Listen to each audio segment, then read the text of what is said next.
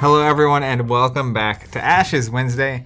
If you're unfamiliar, this is Ashes Reborn, basically version 1.5 of a lovely game called Ashes that originally came out in 2015, and we partnered with the publisher, Flat Hat Games, to bring it back in 2020 of all years. How many times do you think you've said that? I don't know. So much that I can say everything I just said, and my brain is totally not thinking about what I'm somewhere else. And you know what's crazy?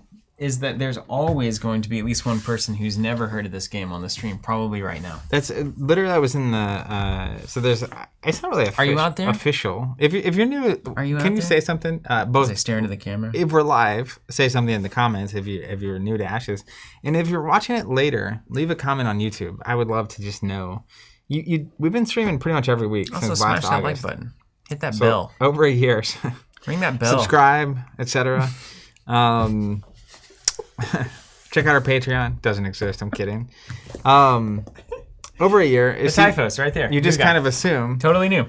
It's awesome. Boom, right there. Welcome, Typhus. Well, you don't have to apologize. We love that you're here. New is where we want to be. Now, this probably isn't the best stream to start on, honestly, but you're welcome to be here, ask questions. Maybe it is the best stream. Get to see a lot of cards, actually. Get to see a lot of cards. Perhaps it is. So what I want to do today, the journey I'd like to go on. Yeah, please. It's like the beginning of a role-playing session.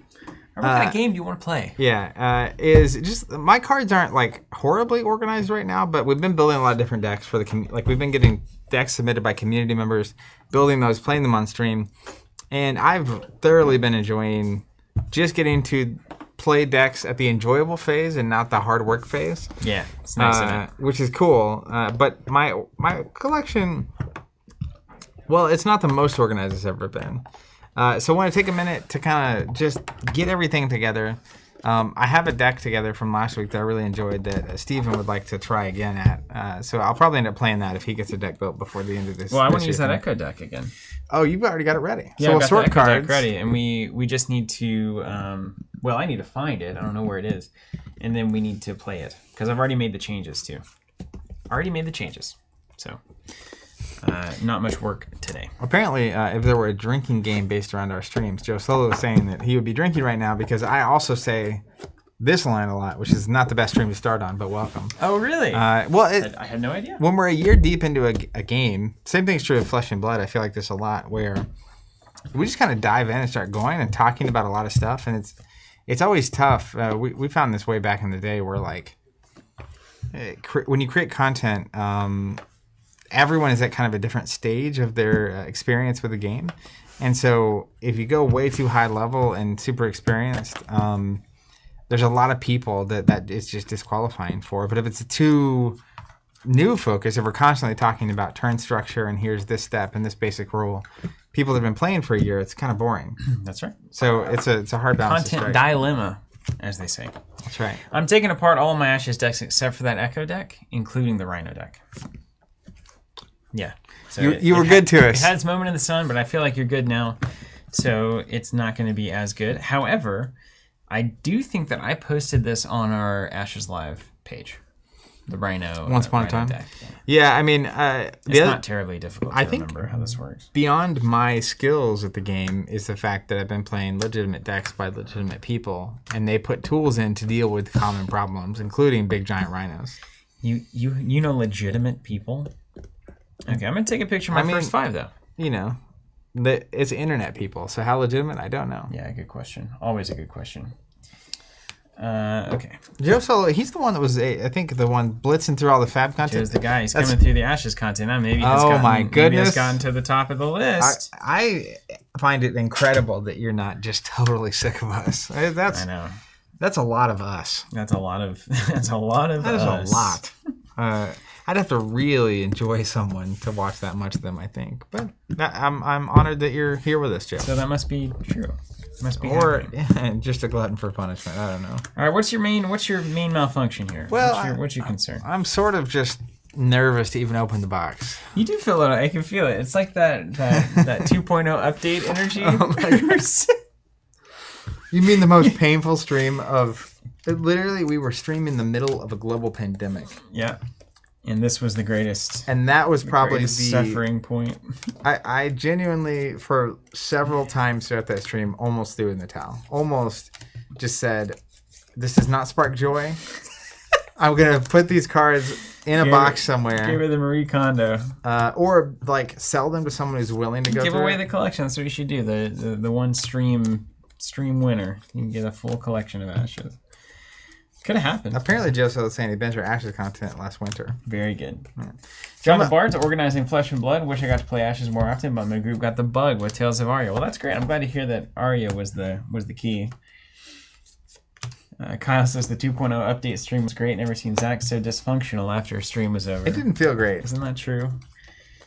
Isn't that true? Actually, a lot of those early Ashes streams in particular, the brain burn of Ashes was notable. I could feel that your exhaustometer was up. Well, I don't know why, but this system is not natural for my brain. Like, you can't feel your way through turns. Yeah, that's true. It's a thinking game. It's logic. Yeah. Strictly. It's a thinking game. So, like, if you can't use instinct to make quick decisions and have an advantage on people that can't do that, it's harder for me. I have to try a lot harder. And it's like I understood the game enough that I could process it. And so, like, I would get to a decision point, and it's like, oh, my God. And you knew it was a decision point. Yeah.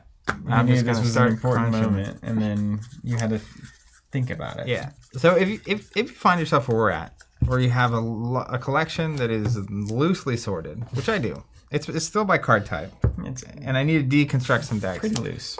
I'm literally just gonna make stacks of each card type, and I'm gonna go through that stack and get it back into a reasonable condition. Stacks back. But like one thing I do when I'm playing games, I have what I call a short stack. You always have the short. See, my short stack problematically grows to be so long. Everyone's does. It's actually a life lesson. Okay. That the short stack to me is representative of what happens in life. To me. All right, let's go. Which is give that sermon. A short stack. Yeah, that's right. Preach. A short stack is when you're working on a deck and you're iterating. You'll have all the cards you might play around, right? Or the card you just took out of the deck, but you're not sure if you want to really permanently be away from it. Right. And so instead of putting it back into the collection, which is the cleanest way to do it. It'd be so clean. It's a ready spell board card. Yeah, it's like put it back where it's supposed to go, and you don't have to worry about it later. But you slowly build up these short stacks. Short stack.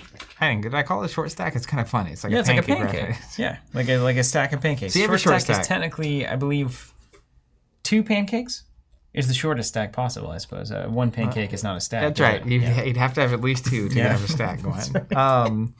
But what happens is over time, especially building all these different decks. So I was trying to build 4 or 5 decks at the same time. We had the decks from the community.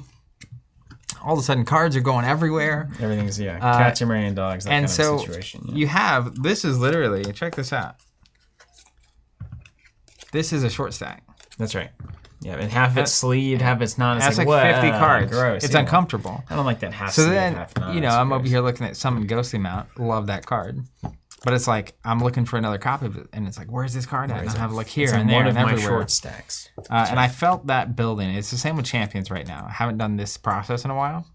But occasionally, if you're going to go short stack method, you got to clear the queue. You have to clear the stack. Yeah. Yeah. And that's why I referenced Marie on the Spark Joy. Yeah. Because like all these things are just hanging around in life that are like weighing you down. And at some point, clear it out. You got to clear it out. Clear it out. Now, also, and then I even have one of your decks here. And I think those are all your cards. You essentially try to, you try to stay on top of it as long as you can.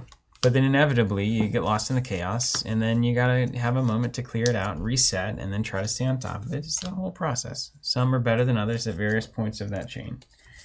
There's some. I totally agree. Commentary coming through. Let's see. Thank you for the kind words, Joe. Fab question from Keyforge. Man, on an Ashes stream. A question from Keyforge? Flesh and blood question. It's an existential question. I don't know. Keyforge has been having a lot of those lately. You know what I'm saying? Yeah, right. Do I exist? Which direction do the Covenanteers think FFG needs to go with their next supplemental set? Assume they mean LSS.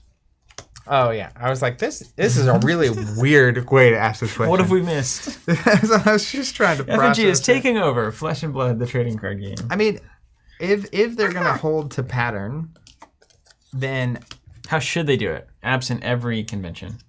What would be the best thing for the game right now? Honestly... You have an answer. Yeah, there we go. Different question, but it's similar. Were it me, and there's reasons to not do this, but were it me, there's no percentage chance that I would ever release a set that you can't play draft and sealed. Ever. Unless it's not one of your primary 3 sets a year. So like, okay, so you think all 3 should be draft? You don't like this whole limited, constructed, limited, constructed? I'm fine with it. I like it, but my total preference in general, like even the fact that so we're literally in the calling season, the next 2 callings are sealed, and then the skirmish season that's happening at local stores across the globe is draft and blitz. Yeah. And so, like, those being draft to me are so appealing. It's a 3-pack system. Like, that's so... You're saying to kind of generally it's just preferred. Like... That limited is always on the table. If you're... I just feel like limited is one of the biggest strengths of a collectible game. Easy entry point, low barrier of entry, super fun, fundamentals of the game, great way to explore the card pool and characters and stuff. Tying it into Ashes, right? So, like, this is as the kind of LCG, expandable game model, non-collectible, whatever. You don't have that entry point for Ashes right now where like you can't show up and be like, hey, I got 3 packs of Ashes. Yeah. Let me teach you the game. Let's play a little limited. You've got to buy into the big core set. Now, Ashes tries to circumvent this by making all their decks, like all the products you buy, playable decks. Which is the best way to try to do that. But, that's in italics because if you're playing against someone with a full collection playing constructed, it's not like Keyforge where every deck is kind of on parity. And a lot of times, like one of the struggles that Ashes runs into is that, because of the way they're releasing and it being a non-collectible and everything you buy is a playset, they have to include 3 copies of every card they give you. Yep. And so the struggle there is that sometimes you don't want to, most of the time, like all the ready spells, the summon stuff, a lot of times you're on 1 of. Yep. So if you're releasing 2 new ready spells in a single pack, now you've got 6. That's a 5th of your cards. Okay. So, anyways, one of the greatest upsides in the world to me of collectible is sealed and draft. So having sets that explicitly you can't do that with. Now that's a lot less painful when you have product in print. Yeah. Because this set isn't draftable, but you can still play draft. When there's none product around and you're struggling to keep up with demand, having a set come out you can't play sealed and draft is literally like a 6-month window or 8-month window on 1 draft experience. I feel that. Yeah. So anyways, that's my. So you would make it draftable. That's the number one thing. Limited sealed draft. See, for me, I'd be like, if it's truly a supplementary set and they're going to stick to that convention, then it's like go heavy on equipment, particularly class-specific equipment. And weapons, yeah, and give a lot of choices within pre-existing classes that didn't get anything in any of the Monarch or Tales of Aria. Yeah, and so that's the notable thing about doing a supplementary set. There's a reason to do it. Yeah. One of which, even if, like in Crucible, they gave us support for the first 8 classes, right? So, like, it's really difficult to have a draft sealed set that supports more than 3 or 4 classes. True. It's true. I love constructed, right? That's not a problem for me. So even having a supplementary set now, like that supports, previously people I think were assuming the next supplementary set would only support the classes in these past 2 sets. Yep. So you get more elemental, more light, more shadow, which I hope we get, right? But were it me, I would have a supplementary set that supports all playable cards in the game. Yeah. It's as long as you can do that. Eventually that's burdensome, I imagine, but maybe not. If you have 12 classes, like if you give some generic, some class specific cards that aren't even talent specific, 1 weapon sometimes changes the class completely. It literally is, and that's one of the strengths of the system. Or similar to Ashes, right, where like 1 ready spell for a given die type can change everything. Yeah. 1 ally can change everything. 1 event can change it, right? Yeah, maybe because first 5 is first 5, right? Yeah. Even in Fab, you could picture 1 hero.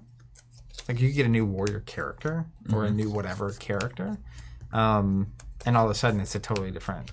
You're going down a different lane altogether. So a lot of interesting things they could do. I'm at every turn they've always done more than I expected them to do and surprised me in a good way. Like only doing 3 classes is an example. Right? I think they might totally go. People have always speculated about like they're just going to release a set that's 3, let's say actually, let's say right now, 5 different wizards. A light wizard, like shadow that idea. wizard, all 3 elemental wizards, and just have an arcane barrier set. Because they like to surprise. I don't hate the side. They like to surprise. And that would be cool. Let's see, other questions / comments. Oh yeah, there's one I wanted to get to. Brian Blair saying, I'm really creeped out that I was joking about Marie Kondo method of organization. Now that's literally the theme. Kyle Fisher has a good idea for short stacks. Did you see that? Separate them by specific strategy. If you find your strategy shifting, it's time to put all the cards back and start the stack from square one. Hold yourself to account, as it were. That's a level of thought that's hard for me to even comprehend.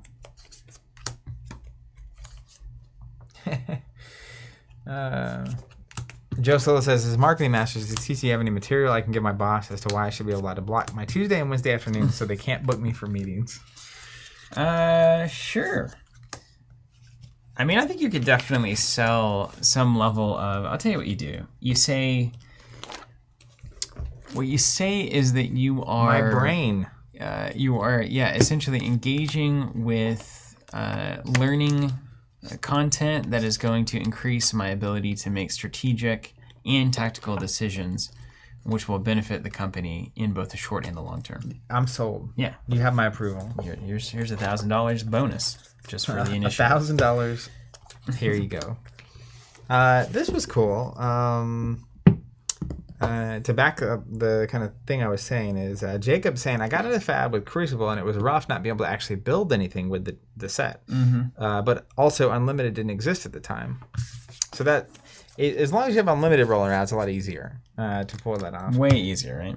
Brian says, not following Fab, is there any explanation on why they're doing supplemental sets? Like, what is the principal motivation behind doing it that way? They really haven't said that, have they? They were just wanting we want to give support to classes, support items. Yeah. Thank you. One drink. I'm going to let you give the pitch while this is going on. I need to go 2 drink. de-Invisalign. Cheers, my friends. Local store 3.0, working on it, looking at some land, hoping everything gets accepted, Cheers. Working with civil engineers, going to build a store here shortly, working on a cocktail program for that store. Zach and I are testing drinks once a week on Wednesdays to make our menu as good as it can be. So we've got the ops boys in there training and making the drinks. And of course, if you're going to run a cocktail program, like it takes a lot of reps of building cocktails. So they build them, we drink them. It's the oldest trick in the book. To answer this question, actually, well, I think so they just said they wanted, like, there's some things that you can't really put in a set that is planned for limited play that wouldn't just blow out those pools. Like, if you pull a certain card that is just overly good and limited, but is perfectly fine and constructed, you don't want to blow up the format by having it in that pool. Yeah, I think Sealed and Draft's a very specific kind of format. Oh, that's good. And so having a single set that can support more than your traditional number of classes, like in this game, you can only really have 3 or 4 classes in one set. So step 1, part 2, to your point, any card, there's so many cards that are so unreal in Sealed and Draft, and or just complex. Like if you're playing Sealed, that's always a concern too. I think is like a new person might be playing Sealed. They hop in, it's like if half the cards are just like a headache to think about. And Constructed, when you're like picking it and you know how it works before you've even played the game, at least having a player at the table who really understands it. Now I don't want that kind of complexity a lot. But I feel like it's a good place to put in cards that don't fit that mold. That's probably why they do it. Question here from James. Should I get into Fab or Ashes if I'm a player that wants to play with others for a long time? So here's the thing. Both, particularly now, like both of these games have the capability for you to play with other people easily online. We have a webcam league weekly for both Ashes and Flesh and Blood, so you can always join that, get games every Tuesday or Wednesday respectively. And then that webcam play has been adapted from the main Fab channel, the main Ashes channel as well. There's also Ash Techie, which is a really good like browser driven way to play Ashes with other people. Fab doesn't have a parallel to that. You have Tabletop Simulator. I think you can also play Tabletop Simulator Ashes. Then we go to the local scene. your local environment, your local retail stores are going to be more incentivized to carry a game like Flesh and Blood and therefore have tournaments and robust organized play for that game than a game like Ashes is. That's a lot to do with the fundamentals of the financial model of both of these games. Store owners are going to make a lot more money selling and supporting Flesh and Blood than they are Ashes Reborn. So if you have a local scene and you're looking for that Magic, Pokemon, Yu-Gi-Oh kind of, well, hopefully not Yu-Gi-Oh. Probably shouldn't say that. But if you're looking for like one of the big supported, big tournaments, big events, travel, pro play, like competitive circuit, that kind of stuff, Flesh and Blood is going to give that to you. So it's a game you can really sink your teeth into that side of life. Ashes is going to be a much slower release schedule. There's going to be less new content coming out less often. The content that does come out is pretty, it shakes things up pretty well. So there are big changes that happen once we get out of, if we ever do, the COVID supply ? Tangle. We expect 3 to 4 months. You'll get an Ashes expansion every 3 to 4 months.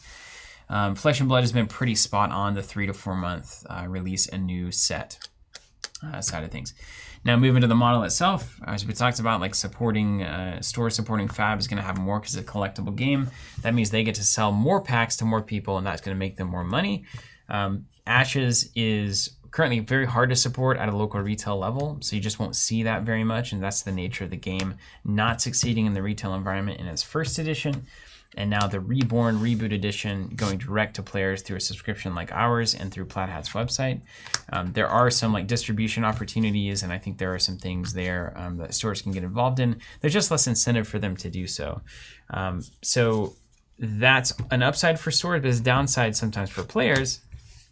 If you don't want to do the whole collectible game thing, you got to know what you're getting into there, right? You're going to be buying booster boxes, booster packs. You're going to be dealing with random chance when it comes to what kind of cards you pull. You're going to be looking at building decks that maybe you can't build because you didn't pull X card or Y card, or it's too expensive, or you can't trade for it. So if you really are opposed to that side of tabletop gaming, then obviously a collectible Flesh and Blood card game is not going to be the one that you want. And then if you get into the gameplay, the games play exceedingly differently, and both of them are fairly different from your traditional model of card game. Ashes is going to stick more to what you'd expect if you've played a bunch of card games over the course of your life. You're going to be playing things onto a board. You're going to be attacking the other person's board or life total directly, and then we're going to make decisions and exchange cards and plan ahead and react. And then at the end of the dust settling on a particular exchange or a particular round of the game, you'll either be ahead or behind, and then that will continue until one person loses. The interesting thing about Ashes is that there's a number of ways that the mechanic of the traditional card game has been played on here. One, and most notably probably, is the first 5 concept. So you don't randomly draw your first hand. You take 5 cards from your deck, any 5 that you want, and you get to use that as your opening hand. So that eliminates a lot of problems. It also makes the gameplay very upfront out of the gate. You kind of are establishing your game plan. You're very powerful. You can do what you want, and you get to see exactly what your opponent's trying to do as well. So that's a really important mechanic. And the gameplay of Ashes is extremely tactical. It's very... it hits me in the same feels that when I used to play chess before I was memorizing lines.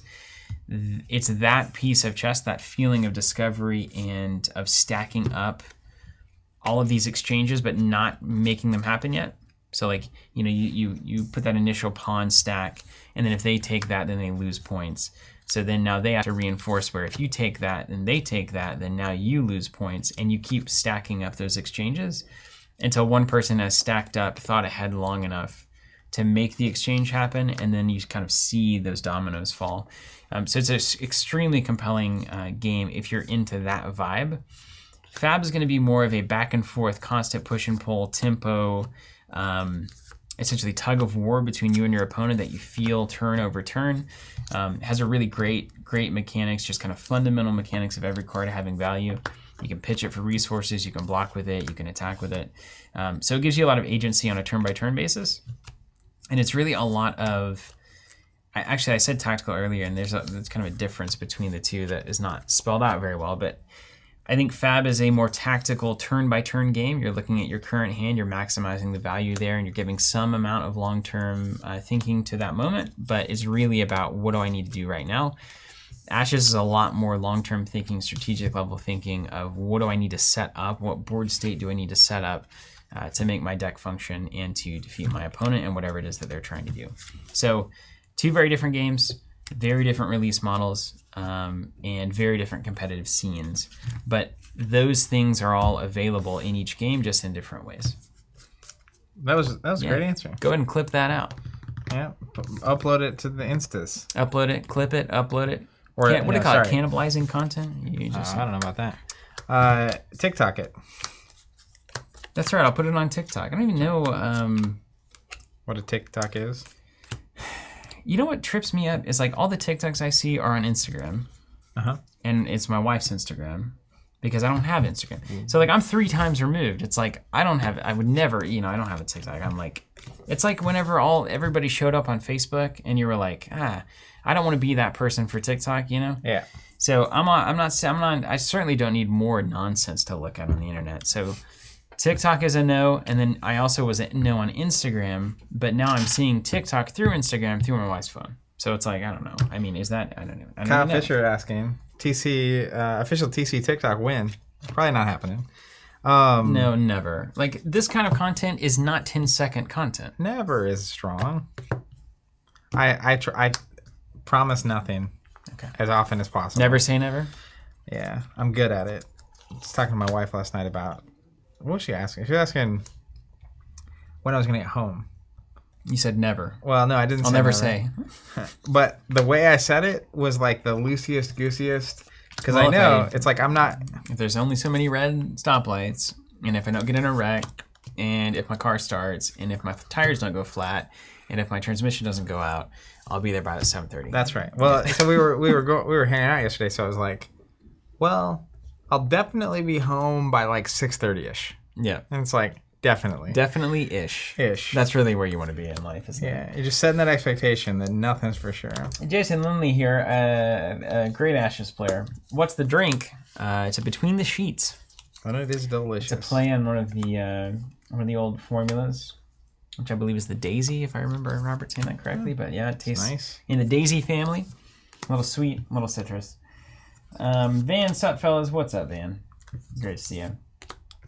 Keyford says PvE. That would be a cool thing. Fab's talking about doing PvE. Ash is talking about doing PvE. That would be Let's a big go. deal. And that's player versus environment. I mean, what that means is cooperatively you fight against something that is generated at the table, basically. I think it's also, too, you mentioned it a bit, but one of the other key differences between the two, they're both made by great publishers. They both look great. They're both phenomenal games. So you really can't go wrong for an experience. But I think the simplest difference outside the actual gameplay, like if you watch it and decide you like one style of game better than the other, is Ashes is going to be a lot less expensive. Oh, definitely, yeah. But they're also, the whole PDP model was brought about because it is such a smaller audience for that kind of game and that game particularly. So like if your number one thing is playing with people in person at your local scene, there's they posted the other day. It's actually pretty wild.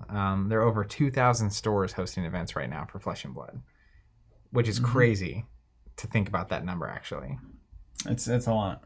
It's a whole lot. And there's you have a dedicated team of people working to make that happen. Ashes is a small publisher, Plaid Hat, they're in Texas, right? Dallas. They used to be. They moved to Ohio, didn't they? Yeah, the Texas of the North. I've always said that. So there's just going to be less. There's less people. There's less money. There's less to go around. Tor is saying Fantasy Flight's doing a live stream of the revised Arkham core set right now. So I imagine it's a little more compelling than us just rambling. Maybe. Maybe's right. Hydro Brain, Hail Hydro. Hail Hydro's hilarious. John the Bard rocking that one. Thank you, John. That is actually quite great. Oh, cool, Jason. Yeah, so given the strengths adjacent to the sidecar, how does it compare? Would both go on the menu? That's a great question. So there's a couple of ways you could do a menu, right? So you could have like a Daisy variation section, and it's like, here's the main ratio that you're dealing with, and then here are like 6 riffs on that are just listed underneath. That'll kind of give the variation. I've seen it done like that. So we might do it like that. It might be that we choose between one or the other just based on what we think is actually the most generally regarded of the two. Obviously, the sidecar is a classic. But you could also do things like you have the sidecar on the menu, and then you have variation arrow between the sheets. And you could have one variation for each one of your cocktails. A lot of cool ways to do it.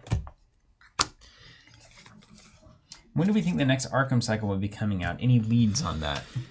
Leads? It was. You got us working in shifts. It was supposed to be, and this is we're living in a world totally full of supposed to be's, right? This is part of why I don't commit to anything. Tabletop was full of supposed to be's before this started. Yeah.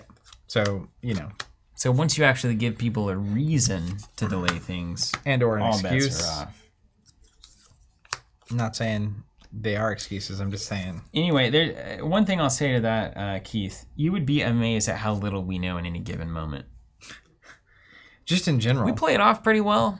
We write the emails as best we can, and we tell people what we know. But it's almost never, and a lot of times it's less than what I'm being told by other people. Yeah. Like, hey, I heard on this random Discord that this was happening in Poland or whatever. It's always Poland. I say that all the time on the stream. It's always Poland. If something's leaking or if there's information, Poland. Definitely Poland. Keep your eyes on Poland. Yeah, some distributor in Poland leaked a file. Yeah, and and there it goes. And then here we are. Now no, everyone's writing in saying, wait. Last I knew, it's supposed to be this year, right? The next couple months, but... we've seen a lot of weird stuff happening with Asmodee, which is like they'll with the hood, which is supposed to come out for Marvel Champions. They listed it at a release date, then they removed the release date, and it was question marks, and then they listed a different release date, and then they did it again and again. So Cool. who knows? Yeah. But what I can say is, if you have our expansion subscription, you will get it as soon as we can possibly get it to you. And we do everything we can to make sure that's as fast as possible. As possible. Barring like having possible. people work 24/7, that kind of thing. Yeah, I mean, a lot of times with those, it doesn't matter how much you have people work. Shipping only happens so much. Mainly when there's product. Man, I am fine. Always, typically, those are correlated.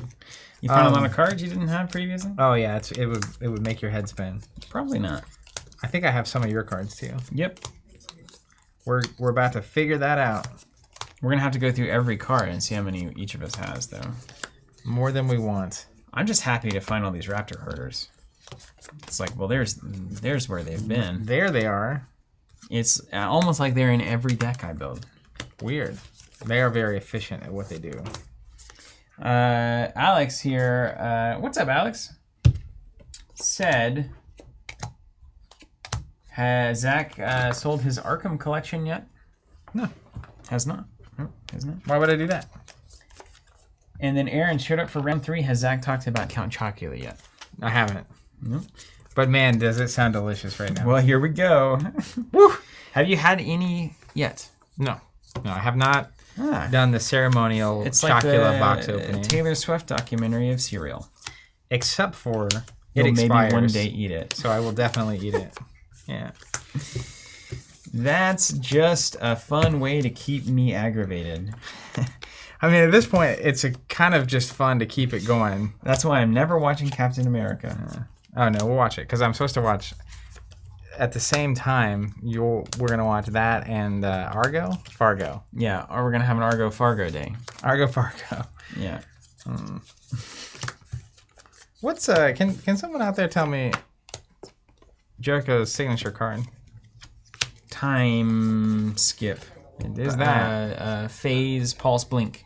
Blink. Nailed it. I'm your someone. I'll be your Huckleberry. Is that right? Yeah, I'm your Huckleberry. Let's see. What do you got here for us, Van? Down by the river. You guys thought about doing something like the Command Zone guys with game nights? I bet you could get some Patreon followers. There's so much there I don't understand. Yeah, I don't know. I don't know what any of those words mean. I know what Patreon means. But generally, every waking hour that is not here on the stream, and this is still in that category, we're working on Covenant, right? Yeah. Like, directly. So, like the auxiliary content stuff has always just been like, I'd rather be like working on UK fulfillment, this kind of thing. Yeah. David Latmore asking, how much do y'all sky tear these days? Good question. So realistically, whenever we're streaming it, so we're doing. Well, that's streams. true for pretty much every game that isn't flat fab. Yeah. So honest. we're streaming 16 hours a week plus right now. That's a lot of playing games. Probably more than most people in a typical week. Super fortunate. It's a great thing to be doing, but that also means that like a lot of times when I'm not playing games, like your hobby becomes your work as well. Like it's work and it's also we're doing it during the day. So like there's just not a lot of space for that. But every time we play it, I love it, and I particularly love that MOBA format. Yeah. So that's another thing we need to organize. We need to get that all finished up. Yeah, sure do. Where's the time? So all that to say, we typically have only been streaming that kind of around the new releases. Yeah, exactly. Thoughts on Game of Thrones prequel? Man, that's actually you guys are bringing the hits today. The preview. Have you seen the preview? Yes. The preview looks phenomenal. I'm torn. Who's doing this project? That's a good question. I don't know, but I'm torn because I'm so burnt by that last season that normally, if I was that displeased with something, I would not go see the sequel or the prequel or anything relating to it. But I know that the writers of the original show are not involved in this project at all. So Talking about George? No. He's not writing anything. I don't think he's involved in anything right now. Yeah, he's just floating out there in space. He's enjoying. I think he made it, and he got his checks and whatnot, and like don't enjoy fault the your guy. life, right? I really just don't fault the guy. He's riding the success train, you know. I also think at this point I think it's an overwhelming amount of pressure, and it's just like I'm just paralyzed by to it. finish that story well. Just paralyzed by it. Right? Good luck. Always was that, wasn't it? So, anyways, it looks phenomenal. I'm also my favorite house in Game of Thrones. We played the card game. I read the books. We watched the shows. So I was really into it. And my favorite house was the Targaryens. So a show set on them, very appealing. But I'm ultimately just like nervous to trust my heart. Well, at least it's less. I mean, it was never Game of Thrones' fault. That's the acting was great. The music was great. Everything about that production was excellent. And I know for the writing and the directing. This might be the apology and the production to the fans ultimately, producers. You know, unstated apology, but like I know that the show told the writers literally take as many seasons as you need, finish this well. That's why it feels like a betrayal, doesn't it? And then they were like, no, we only need 2 more seasons. We got it. Well, maybe they thought that. I mean, they thought that, you know. So you anyways, don't think it was intentionally? You think it was intentionally punted? Like we know we need 4, but we just want to do 2 because we're tired of it. You think that's what happened? Well, so what I think this is somewhat speculation, somewhat true. They were announced that they had signed a deal to do a Star Wars trilogy. Dave and Dave. D&D.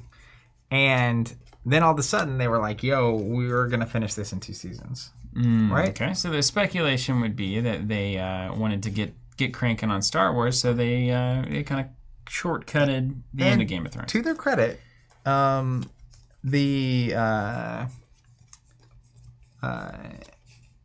was they did a documentary about that last season, funnily enough. Really? Is it called Fire Festival? FYRE, for anyone that hasn't seen that documentary. Watch it, please. It's great. And it was clear that Oz. like doing Thrones was an all-consuming time. Yeah. in their lives. Sadly, that's why it was so good. But like it was clear it was like they were 6 years deep, and it was like a lot of weight, and also they didn't have a book to go off of anymore. Yeah.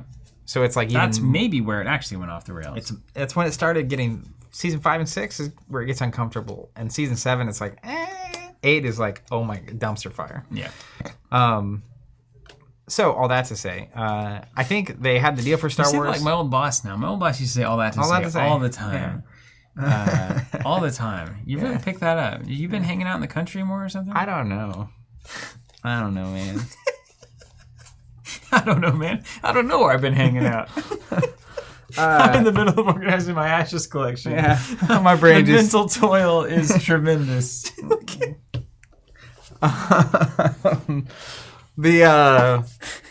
So I think I signed the Star Wars deal, and they were ready to be done with Thrones, right? Yeah. And I think there was too much pride for them to just say, we're going to pass this project off to someone else. Sure. I don't think they were willing. And then, justice was served. They lost the Star Wars trilogy. Yeah, kind of a poetic justice, but also a sad kind of tragedy, right? I mean, this is part of why I'm torn, is that like I can empathize with the issue. Yeah. And the struggle of that decision and the excitement about just moving on to Star Wars. Like, yeah. I get it, actually. They probably called each other like, yeah, we got a Star Wars trilogy. And then it's like, and now you've ruined your legacy via Game of Thrones and also booted from the whole reason that you kind of shortcutted it to begin with. And that's kind of a Shakespearean tragedy, honestly. And Shakespeare liked all that stuff. I think there's a certain amount of like staring down the barrel and realizing without source material, it's like, there's no way. We have no idea what we're doing. We don't know how to do this. It's above what we're capable of, or even what we have the energy left to do. Yeah, and you're basically writing the book for George at that point, aren't you? It's crazy. Yeah. So that's someone's got to do it. It's ultimately, I feel like you just have to, at that point, you just have to find a way to step up to the plate and get it done. But also, we know that's easier said than done. That is easier said than done. In conclusion, at the end of my TED Talk, all that to say. Yeah, that's what I was gonna say. In conclusion, therefore, in conclusion, ergo, Lord Almighty, what is happening in my life right now? There's like some special magic to organizing an ashes collection. There's like a spell is cast. It's like a hex. You can see it from a mile away. Yeah. Well, and they asked a sensitive question that's got some nuance to it. I don't know, man. I don't know. I don't know if I'm gonna watch it or not. Are you gonna watch it? I'll watch the first episode for sure. Apparently, it's based on a book by George called Fire and Blood. I've read that book. Yeah, how was it? It was great. Okay, well then. Yeah, it was that book he was writing when he wasn't writing the other book that he should be writing. Oh, really? That was in between? He wrote a 800-page book. Maybe do that Leonardo DiCaprio. Yeah.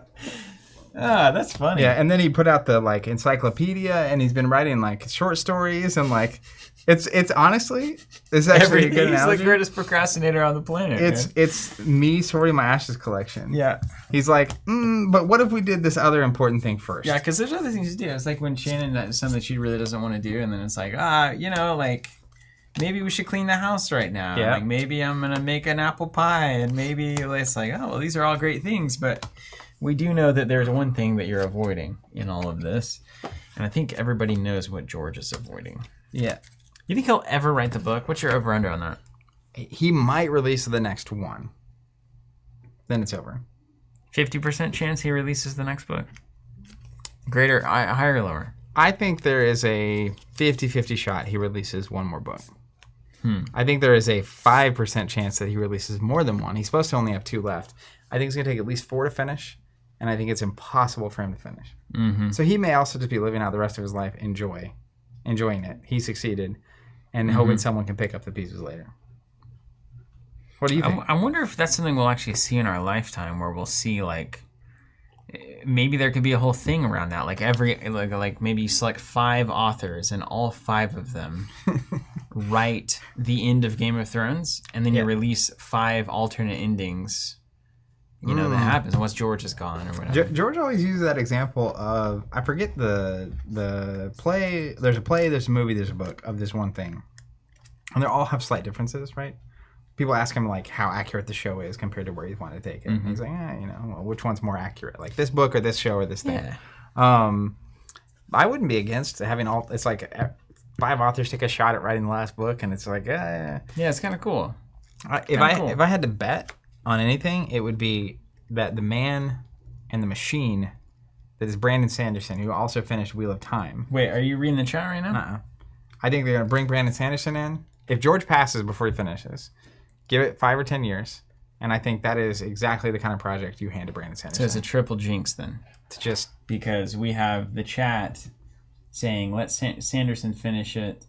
Dysphoria, you have to work on something else to get the thoughts moving.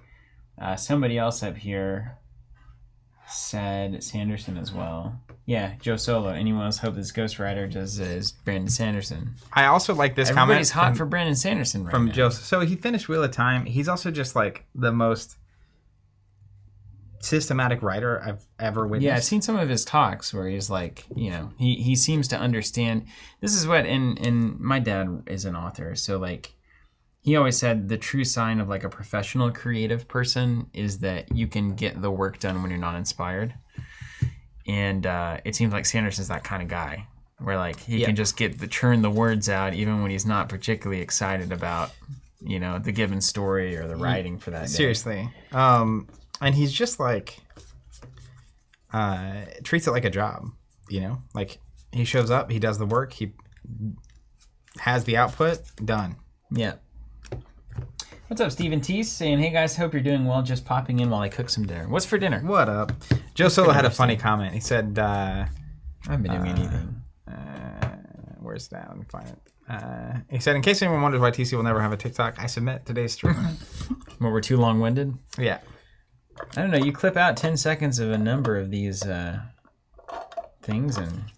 Jacob's saying like apparently... he's yet again missing. Oh my God. That's your TikTok right there. It's just me trying to close a bowl of that's good. That's good TikTok content. People would think it was funny, maybe. Jacob's saying apparently Sanderson's been vocal about not being the biggest fan of Song of Ice and Fire. Yeah, that's good. I think his general take is that there's like a distinct lack of optimism. Okay. Yeah, that's a stylistic. That's really a thematic objection of like. The theme of this writing in this universe is one of oppression or depression or negativity or whatever. Just ultimately doesn't make you feel good. So Sanderson does a really good job of writing very messed up, broken characters, but he does it in a way that gives you hope at like redemption kind of a stuff, and not like just like not like Theon. Yeah, nah, that's just feel bad. Yeah, you're right. Yeah, right. It's like I didn't need 17 minutes of every Game of Thrones episode of just Theon getting random parts of his body cut off. Yep. I could have done with slightly less. But... None. You can bake it in a little bit and be like, oh, Theon's like getting tortured at the castle, and everyone's like, oh, that's a bummer. Moving on, Yeah. Moving on. Yeah. Well, All right, what's our game plan here? What's our plan of attack? I've lost the... Do you have the will to live? No, I haven't. Not quite that yet. Sorry, is that just me? Kind of a jump to conclusion. Is that just me over here? I've lost my keys. Will to live? It's also a little bit of a Star Wars joke, right? Hey, these are extra for me. I think. Wait, how do you know they're extra? You've already collected all of them? I have 5 copies of. I've sorted my reaction spells, so I have them by type. And I was just... You're just going to dump on my piles? I was de-sleeving all my decks and sorting by type. And now I'm going through by type and organizing. Okay, I like that. Okay, by type. Organizing by card. And in Ashes, it's sort of interesting. I don't really think that sorting like alphabetically makes a lot of sense to me. Is it by dice type? I usually do it by dice type. But even then, like some things have like 3 dice. And then where does that go? Well... That's what I get into. It's like, where does that go? Most don't, though. Good luck proving it. Look, I'll show you my reaction stack. Reaction stack. And how about Molten Gold? That card really has an impact. It brings the beats. Check this out. So out of all the reactions in the entire game, there are two. No, it's actually, yeah, two different cards that have multiple dice on them. Isn't that crazy? Well, but that's not but look at the allies. Wouldn't that make your head spin? It kind of does, yeah. I agree with Jason. Dice type is too many. It's too many different things. Card type, alphabetical, done. Anesthesia on it. Joe Solis is going to try my monologue for next week with my bosses. So Good luck. Good luck, Joe. Don't get fired. May the odds be ever in your favor. Not my fault if you get fired. I was saying it in jest, but it's also true. And David Lattimore, that's hilarious. When they said we'd see a lot of cards today back at the start of the stream, this is not what I thought they meant. Yeah, let's go to the top down at least. This would be interesting. Look. Now, here's that is more interesting. Here's our tiny faces, and you get to see the organization process happening. Shuffle Bus organizes by card type and alphabetical in a binder. See, binder is the way for this. Well, no one is stopping you from bindering. No. I won't get in your way. So here's the question. If it isn't Sanderson, because... Did you see Charlotte's comment? Mm-mm. Charlotte asks, what's up? Organizing cards? Is Zach okay? Oh, I love that. I have a brand. Yeah, just hating organization. That's great. So Stephen Teese, by the way, following up on the food comment, makes enchilada mix and then adds pasta instead of putting it in wraps. One of my more oddball dishes. That sounds good. Enchilada pasta? I mean, I'm going to be honest. I don't know why, but we got on the topic of food earlier before the stream. And my goodness, I really don't know if I've been hungrier than I am right now. Really? Mm-hmm. Ever? It's a... Well, you know what it is? I'm also having to sort cards. You know what would be nicer than anything else? How about some food? How about one food unit? You want to take a food break real quick? Let's just order something in. It's necessary. It's not because I'm avoiding. It's necessary. We got to eat to live. As my dad always would say, man's got to eat. Man's got to eat. That's right. That was one of his just signature lines. Signatures. Yeah, somebody else's. Is that from something? I feel like I've heard that various times in my life. I heard it all the time. Yeah, maybe at your house. Who knows? You know what? Actually, it was probably when we were working out of the back of my dad's office. Yeah, probably. And then he would came through the walls. He would show up, be there by an hour. He walked back and go, "You guys want to go to lunch?" He's like, "Man's got to eat." Man's gotta eat. We're from a small town. Not much happening there. A lot of food. Big Don's there for a while. Main Street Diner. Throwback tomorrow is Rage. Thank you. Nick Conley in the chat. What up, Nick? Saying hi. What's up, Nick? Looking at the just incredible marketing power that is organizing your Ashes collection, courtesy of Covenant. I'll tell you this. It's a bold move. And if we can make this work, there's nothing that can stop us. Stephen Teese calls it inchapasta. Question for everybody out there. I've been wanting to really get into a fantasy series again of books. Okay. I've been reading so much nonfiction, and at a certain point, it's like I'm almost finished with Man's Search for Meaning, and it's just like, I get it. This is all stuff that needs to be read. It's important. However, I would like to disappear into a fantasy world for a while. The last thing that I really, really got hooked on was high school age. I read Dragons of Autumn Twilight, Dragons of Spring whatever, Dragons of etc. The trilogy. That's the last thing you got hooked on? Yeah. Really? The trilogy from Margaret Weiss and Chapman. Was it good? It was phenomenal. Yeah, I loved it because it was based on like a D&D campaign, and I was really digging it at the time. But is there anything like that out there? If there's one thing you could suggest that would make me feel similar as reading those books. Does anyone have any suggestions? Watch out for the Sanderlanche here. Yeah. They're coming for you. Now, Cardboard Cast, is The Expanse, is that based on the show, the TV show, / vice versa?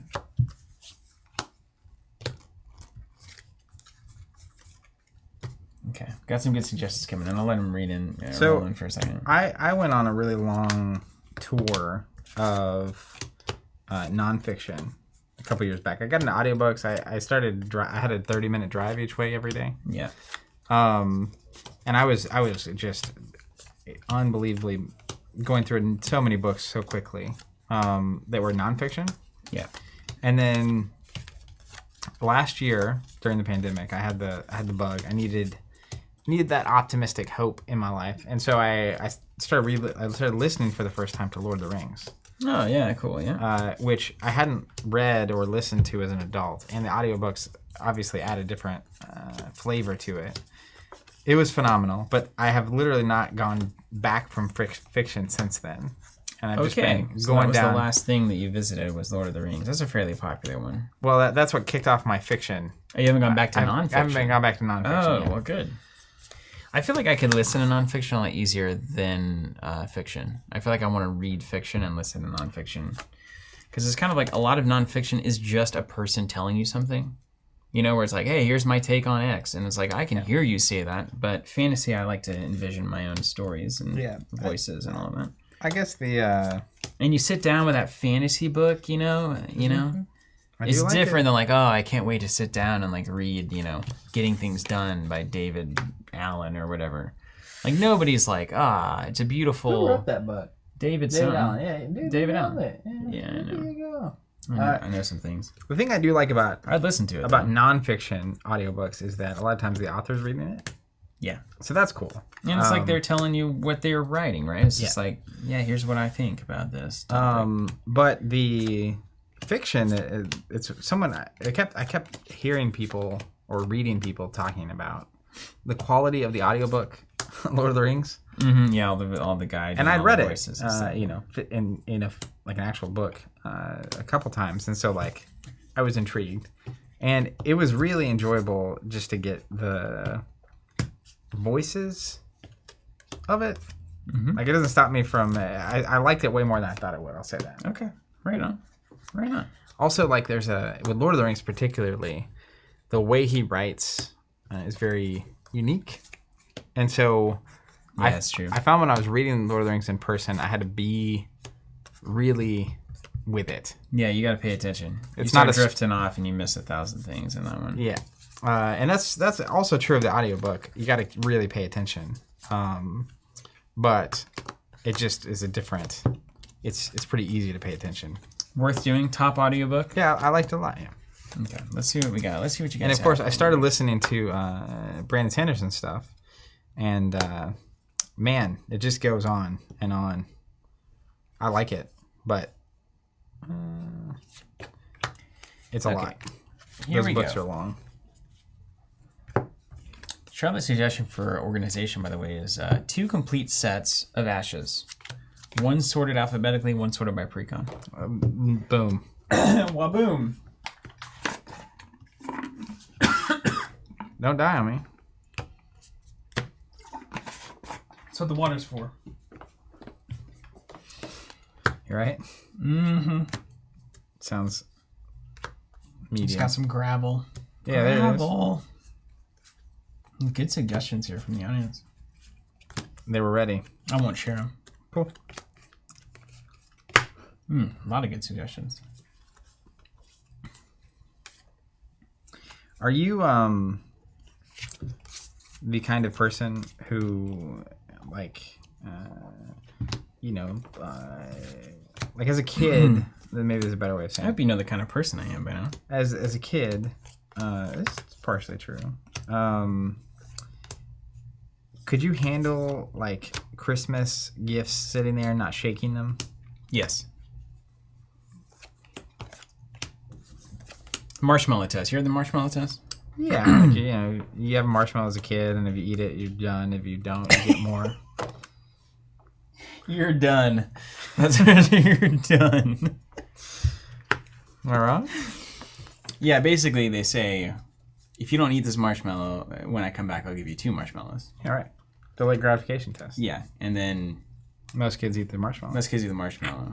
It's the human condition, dude. Yeah. Then the kids that don't eat the marshmallow become Geniuses. successful people. Yeah. To a person. 100% win rate. 100% win rate if you can stop yourself from eating the one marshmallow. I'm gonna be honest. I mean, that makes sense if you have that. If you possess that capacity to delay your gratification, right? Yeah, kind of thinking about your future self and how you'd be impacted by your actions now. Yeah. Yeah. But, I would believe it. A 2-year-old or whatever. It's like, marshmallow looks good, though. But if kid, you know what I mean? I mean, but have we thought about how good it would be to eat it now?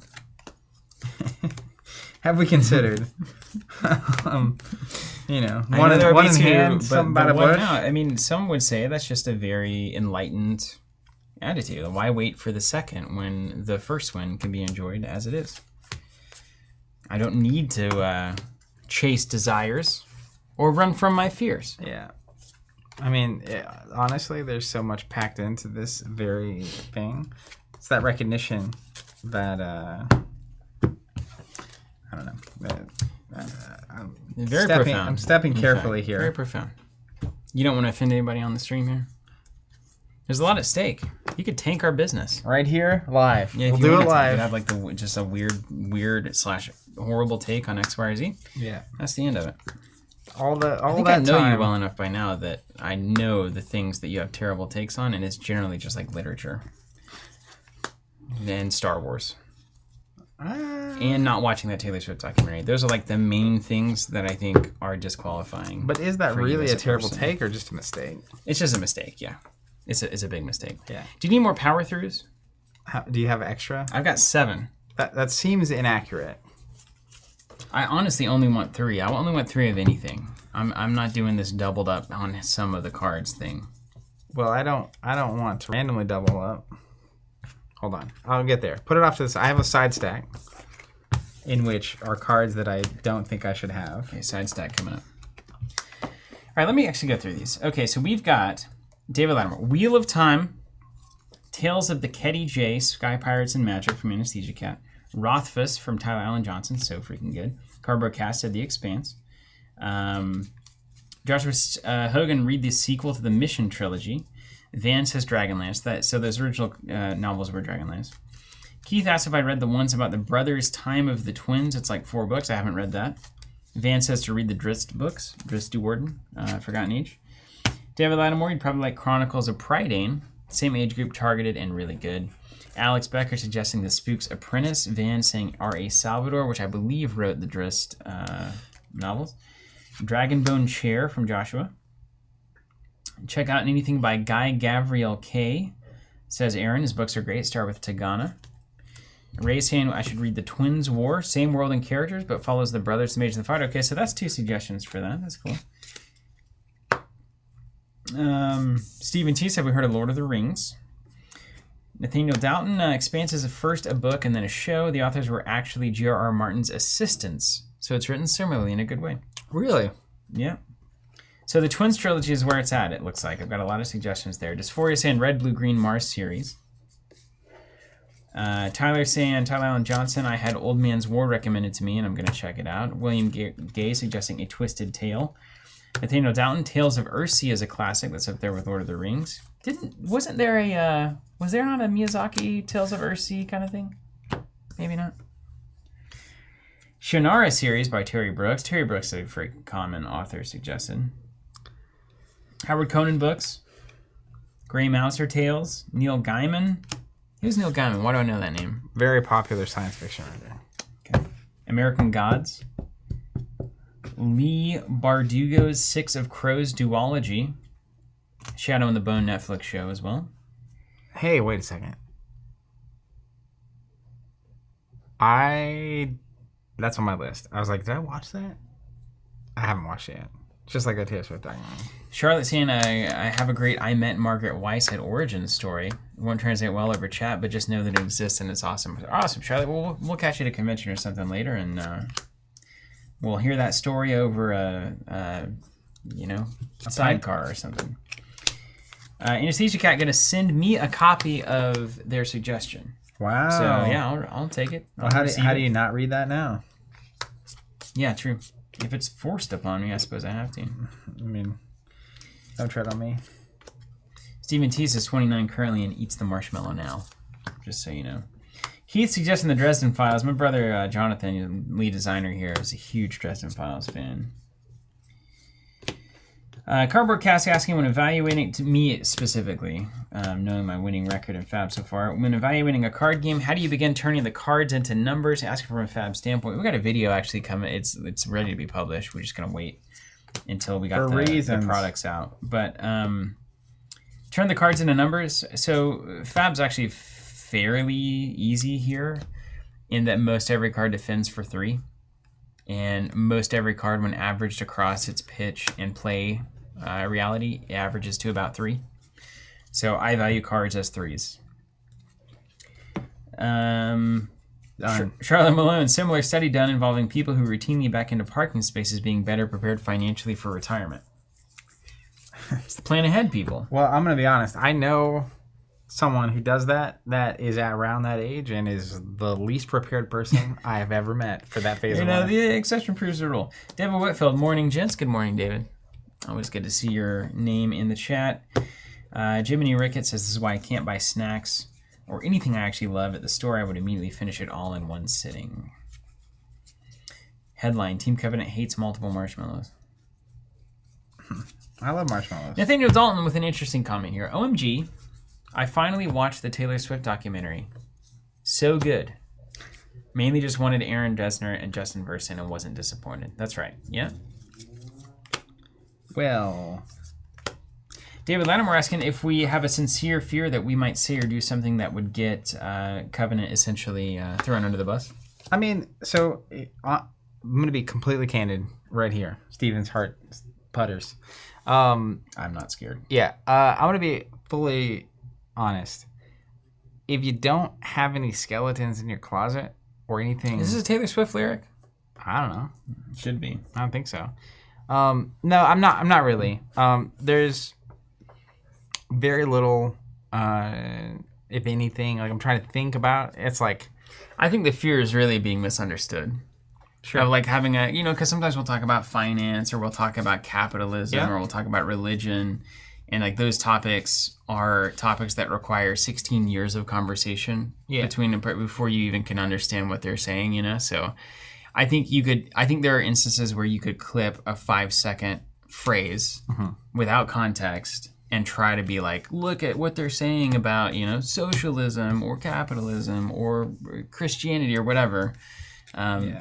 So, I guess there's always hazard there, but like, I don't know, in the grand scheme of things, you just play the whole clip and be like, if anyone has a problem with this, then you can have a problem with it, I guess. Maybe a really good example there is like last year we did an episode around the Black Lives Matter stuff going on. Mm-hmm. The podcast episode, yeah. And that was definitely something, not that I think there's anything to be concerned about, but it's just it's a topic I'm so unqualified to speak to. Mm-hmm. We did a podcast about it and we started the episode with that, which is like we're just so not qualified for this topic. And so the reality is when you're live 4 hours a day, there's so much that like you're just not qualified to really speak effectively to, and everyone has opinions and stuff, and it would be very easy to be misunderstood. Yeah. Yeah, definitely. And it's also just like there's kind of that weird line where like I have personal views and personal ideas about things and whatnot, and that's not necessarily what the group of people who has gotten together to incorporate as Covenant believes, right? As an institution, right? So like it is very difficult being so upfront as people under the context of an organization like Covenant that is not fully representative of everybody here and what anybody thinks and what Covenant as a whole represents or believes, right? So it's kind of like, with brands, you have the brand is kind of a little person, right? That has certain thoughts, beliefs, and ways of being and doing that are not the same as the way that Zach does things or I do things or Robert does things or anybody here does things. So you're kind of building a persona that is the brand, that is a universal perspective, but you're also having your independent, individual, personal views that you're expressing at conventions, on stream, etc. So people finding those lines or being able to draw those lines, that's where it's tough. But yeah, I'm not worried about things like who was that recently? The insert guy who had all that trouble. Broken token. Yeah. So like, I'm not worried about that kind of stuff. Yeah. I don't think there's anything lurking back there where I'm gonna find out that like. Yeah, or like Zach murdered somebody. Someone's gonna do something that's like really off color. Yeah. You know, that kind of stuff. So not particularly, but there are very sensitive topics that sometimes you drift into. I feel that way honestly. Anytime we're talking a little bit, I'm not like we're actively worried about it, but like economics and politics and stuff. Yeah. But like the advantage we have on stream is that it's long form. That's true. So you can keep talking to give context. Yeah. And, you know, like, I don't know, there's hopefully an imposition towards what we're not the kind of people that talk so definitively about things. Yeah. Yeah. I'm always open to be wrong about anything. I think that's really important, especially as you go to adult life.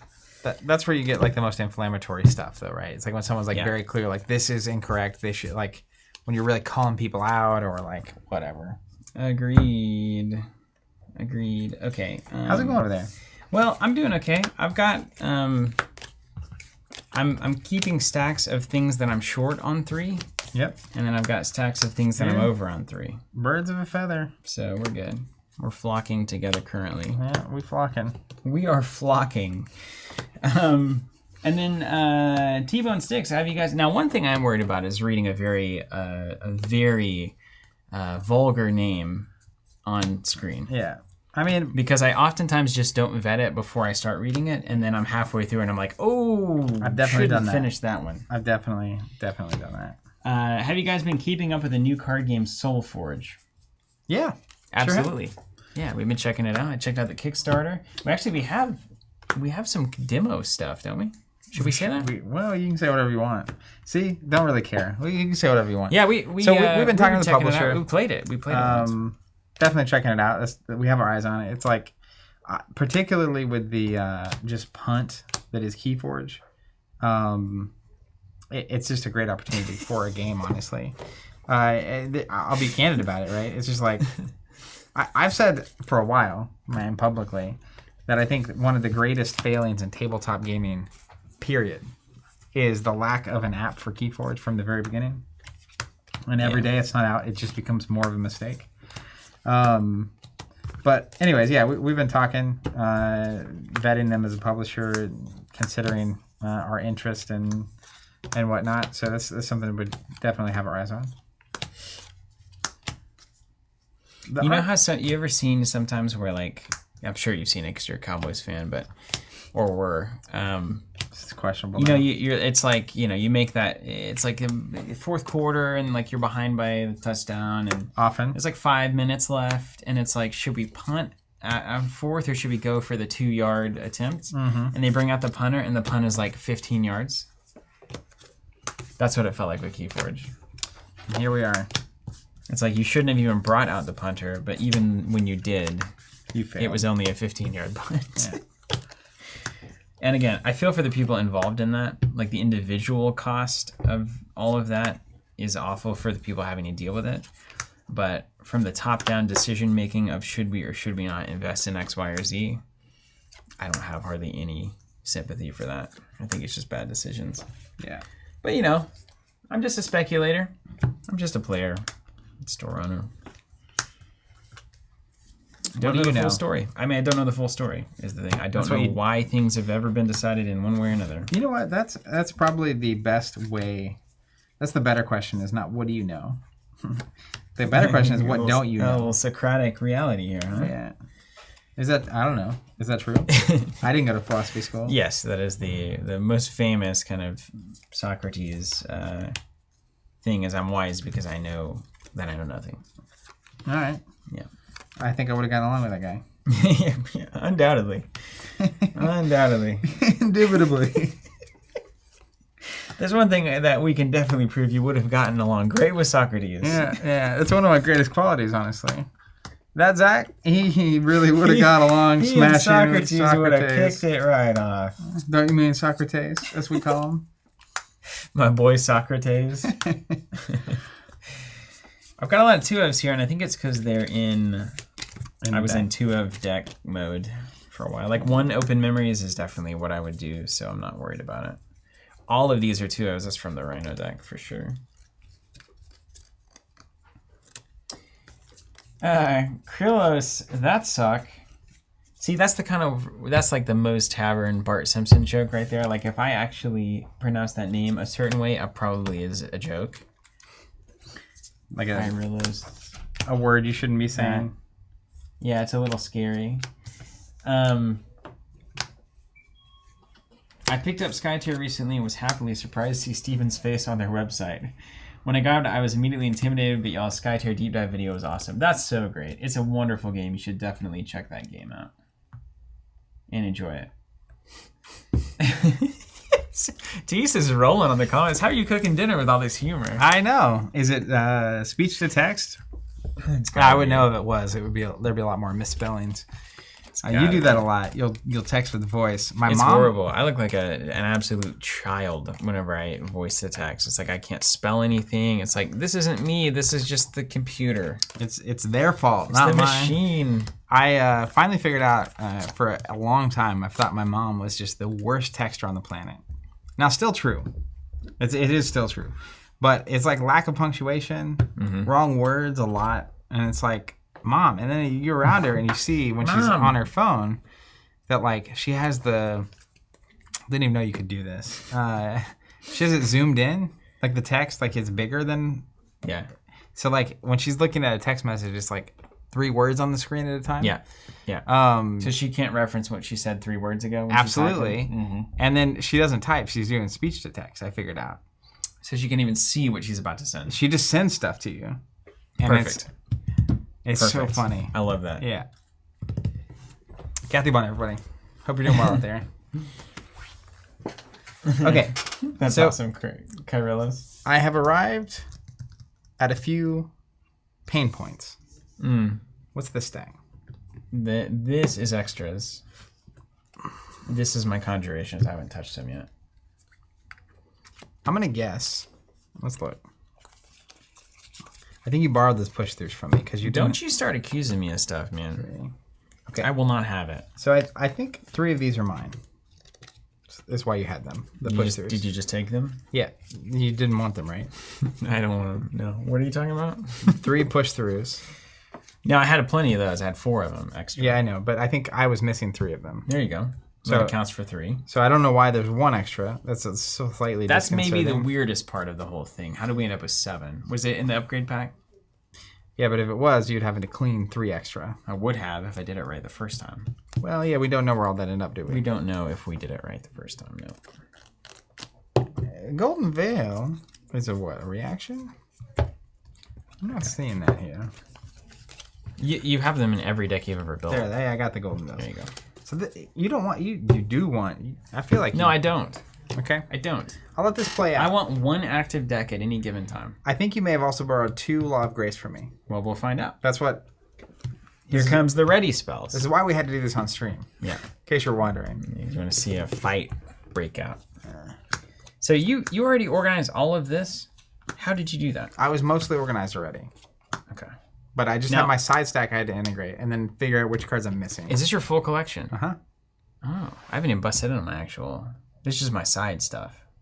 You're sorting your side stuff? And I had 4 extra decks that I had to unsleeve. Yeah. So I unsleeved my decks, pulled out my collection, and then stacked on top of that any in the right category. And then I went through all those cards and sorted them all at the same time, right? Pretty impressive. Sorting is one... That last time we did this, where I was trying to filter through collections and stuff. Yeah, it was pretty bad. Yeah. It's a notable stream, though. It's actually quite notable. And then like we it's did a cathartic experience for anybody who's looking to like. It's like you two might go through this pain. Yeah. And it's okay. And it's okay. It'll all work out in the end. It's okay. So I have identified. There's a lot of grace. The keep an eye on it. Problem cards. Yeah, that's important. See, so then I'm going to go in my collection and add to the things that need added to. But this feels great. Yeah, it really does. This is worth doing. Anybody? You think I borrowed 2 Law of Grace? I think I have 2 that are missing. All right, let's go. I'm just gonna put them here. Just take them. But I think you're gonna have 3 in your collection. I'll bet your money that you're right. Some amount of money. My wife says that. Bet money. Did you have any of the beers last time at White Lion? Yeah. What did you have? I had the White Lion by Yeah. Cabin Boys, which Cabin is a local Boys brew. brews there. Yeah. I like it. It's just a solid brown ale. It's brown. Yeah. What'd you have? You ever had the B&B? Brown and bitter. So it's the brown ale with extra special bitter. Really? And it's not bitter at all. That's kind of the thing about it. It's a great kind of fusion of flavor. I think it's pretty common in the UK. Not flavor. Was it good? But that particular beer. Yeah, flavor is not common. I went there a couple years ago, and there's a lot of positives, but the food, one place I really like, and Not flavor. People are hit and miss. That was a good joke. Yeah, thanks. People are hit and miss on this brand, but I'm a really big fan of Shake Shack. Yeah. I like the shakes. I'll tell you what, it feels like you get a little too little for what you're paying / expecting. It's I a feel New like York it's company, a little you know? smaller. It's New York. They're from New York. I'm not looking for like a giant cheeseburger or something, but it just feels a little hoity-toity. Now, to be fair though, have you only gone in the airport? No, I went to one that we were traveling. Oh, in St. Louis. We stopped by in St. Louis. Yeah, we did in St. Louis. So the airport prices are more expensive. Yeah. And their portion sizes are also very regulated in the airport. Yeah. I think that's like a machine. And also you can charge as much as you want in an airport. So what are you going to do? You do. what you Anyways, so I love Shake Shack. Oh, no. That's fine. It's fine. You got some light bringers on the ground. Gave you a bit of a heart attack there, didn't he? I randomly stumbled on a Shake Shack in Chicago one night. We were very hungry. We were traveling with in-laws there, and like the place we were trying to go had a really long line, and we were really hungry, so we just were like, let's go to this burger place here. And I was just like, That was your first Shake Shack experience. and I was just like, You didn't know that it was a institution. had nothing to go off of other than it was like, there's this nice hotel in Chicago downtown with a rooftop bar. The rooftop bar is How much money are you making? phenomenal. Out of this thing? You pulling cash off a Covenant here? What? A rooftop bar? I'm driving a 2003 Toyota Tacoma. I'm driving a 2002 Toyota Camry. You have no business on a rooftop with that car. No, here's the thing. Not the thing. When I spend money, I like to spend it on nice things. Everyone can afford a $20 cocktail once. True? That's not true. No, that's not true at all. But like, Maybe once. you could be making very little money and still afford a $20 cocktail once. And it's got a great view. It's like above the, I think it's Millennium Park with the bean, you know? The bean, yeah, that's an important part of the bean. Anyways, anyone from Chicago would know what I'm talking about. So ended up at that Shake Shack, and it just looks like a burger place at the bottom of a hotel. So it doesn't look even like, I didn't even know it was a brand. Okay, so it's just like a It's hotel like, burger it's just a random spot. burger place. Yeah. It'll be quick.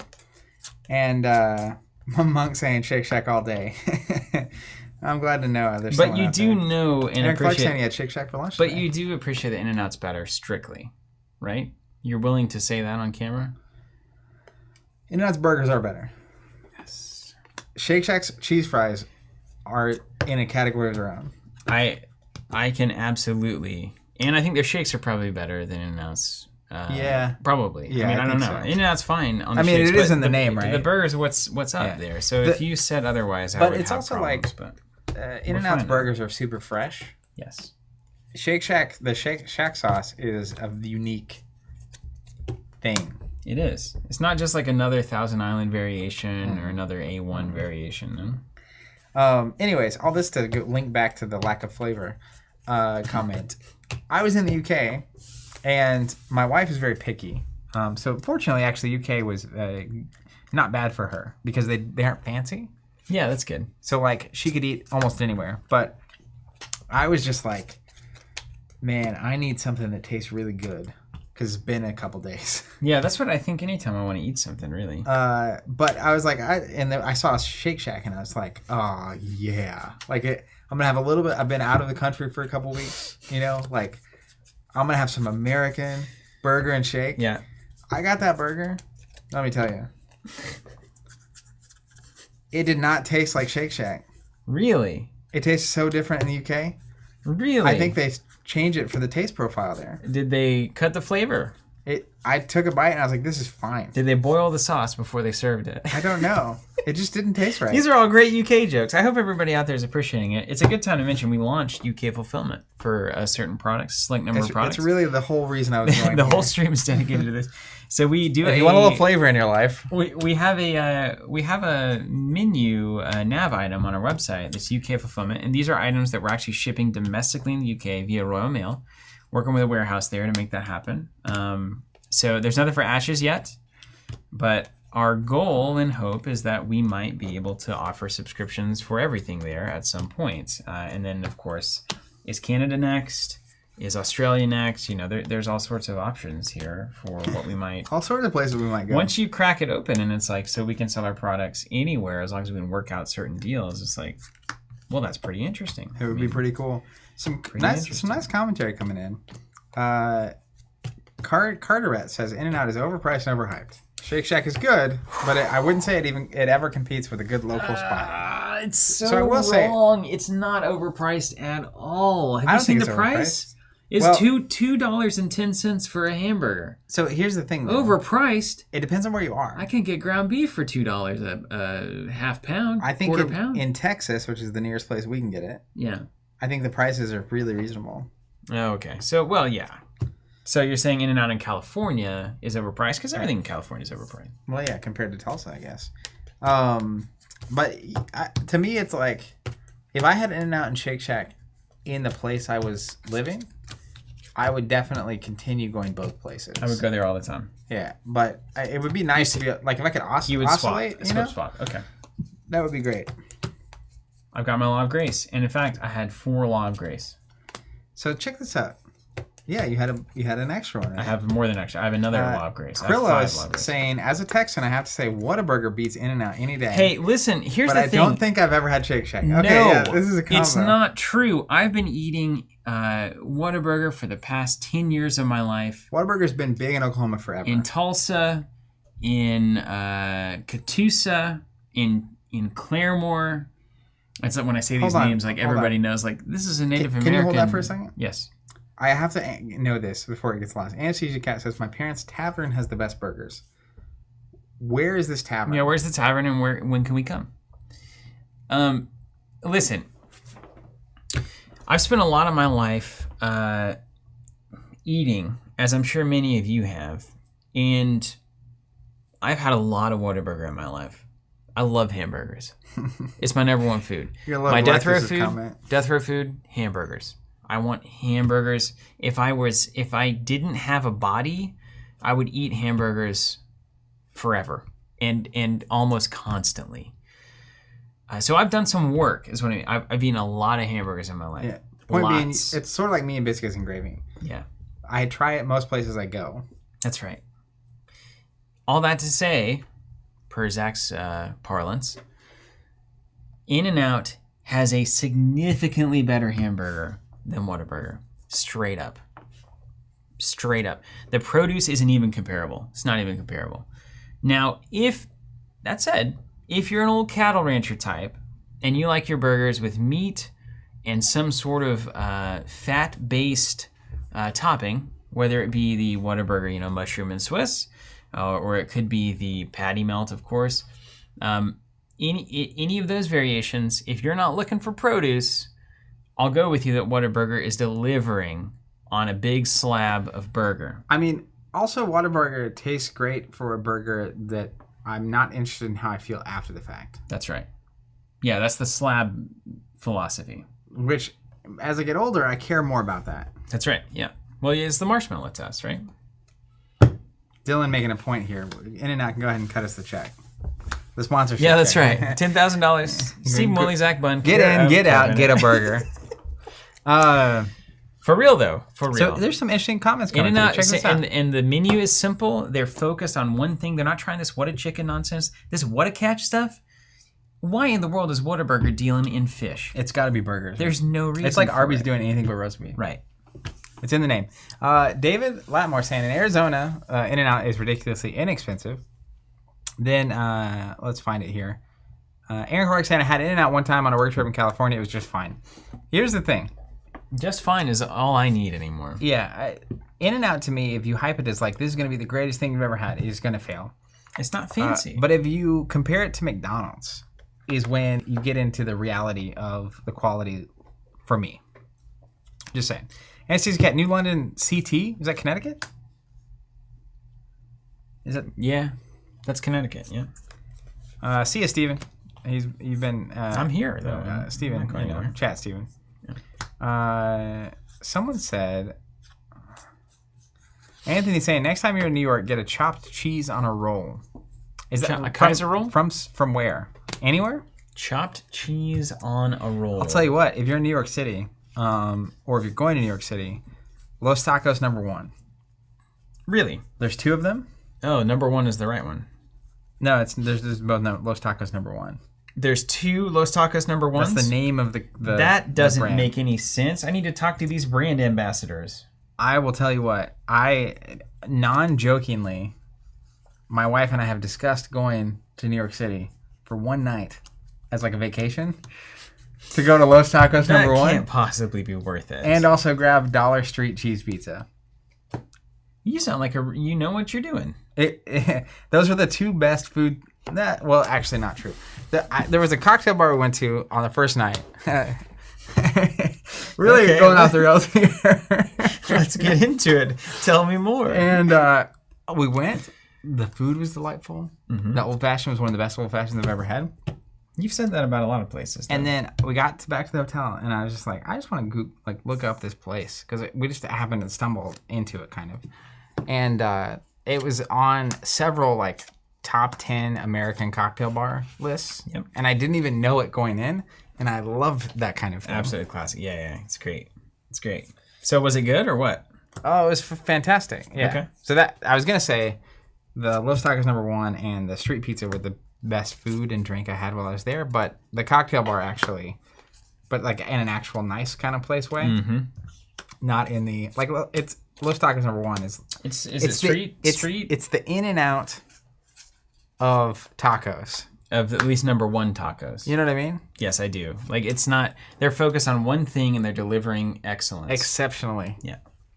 Any more, man? That's what I'm looking for. It's actually like what In-N-Out is to burgers. This is to tacos, but further. That's crazy because like there's so many good taco stands, taquerias, if you will, out there in the world. You'd have to do so much work to make the case that this is the place. This has the best taco. I mean, it's impossible. Russell says, I was just tuning in to hang out, and this content is delivering. Are you looking to hang out and accomplish nothing? Well, we've got a show for you. Galactus saying, bodegas do that chopped cheese. It's a regional classic. Someone else saying pretty much any bodega. So what's a chopped cheese? Is it a grilled cheese?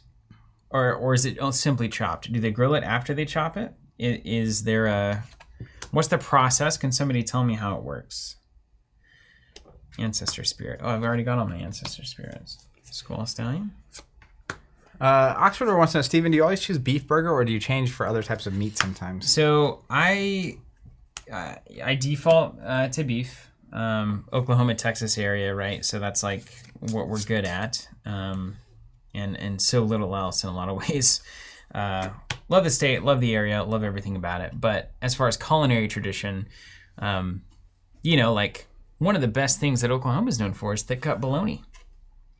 In terms of barbecue style, like that is like one of the things. Robert came here from the Carolinas area, right? Yeah, and Kansas City has this barbecue thing. Texas has this barbecue thing.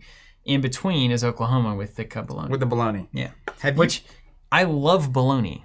I do too. I love especially it. thick cut barbecued bologna. I have. Oh my god, thick cut barbecue bologna on that sandwich. Have you been to Smokies? No. We've done like Burn Co. We've been down to that new one, Oakhart. Well, we got to go to Smokies. We'll go to Smokies. So Smokies, get this. I used to live with my friend Matt in the middle of Broken Arrow, also known as the middle of nowhere. Yeah, nowhere. It's somehow nowhere in the middle of somewhere. It's just like suburban town. Yeah. Anyways, out past Broken Arrow, it's a little place called Smokies. Okay, Smokies. And now I've heard of Smokies. as a barbecue place in the area. Oh my goodness, dude. It's off the highway. A mile and a half, kinda, 2 miles. Okay, that's not what I was thinking of. Anyways, it's just delightfully country, small town, but like some of the best barbecue I've ever I stumbled. It's another stumbler. I intuited my way into it. I'm pretty picky about the barbecue these days, man. I'm not gonna lie. I feel like I've had a lot when the weather's nice in my life because they have great outdoor seating. That actually means a lot. And we should go to Smokies. Okay. All right, it's a date, and then we can watch Captain America. That's right. Followed by Fargo. To answer the question, so beef, but I've been getting into, I'll get black bean burgers quite a bit these days. I actually probably enjoy them a little bit more in terms of the grand impact they're having on my body.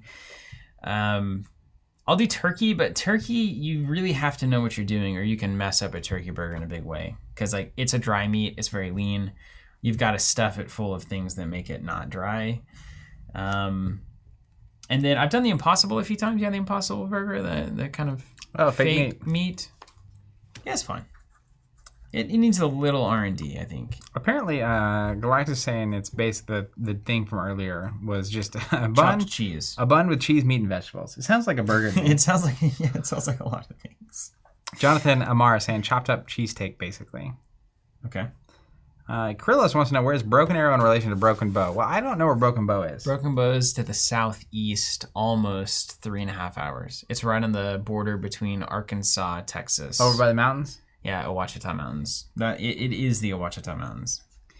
Yeah, it's not super close. It's where I go every year. Yeah. Every year for Labor Day. Yeah, Smokies over on the northeast side of Broken Arrow, as Galactus says. It's the nearly New Tulsa, you know. Yeah, New Tulsa. What a pretentious. That's just someone trying too hard. It's just horrible. It's just like, hey, you guys just give it up already? You want to start New Cherry Street with me? Yeah, right. Yeah. Tulsa joke. That's funny. I'd love to do that. Okay, hey, Smokies look at me, though. Dude, Smokies. That might be a call. Let me see when they're open. You want to take the team out there? Yeah, some form, some amount of the team. 1,100 reviews on Google, 4.7 stars. Hey, 4.7 out of 1,100 is great. Let me just show you the entrance of this place. Speaking of, look at this entrance. Yeah, that's. I mean, you kind of know what you're getting there, don't you?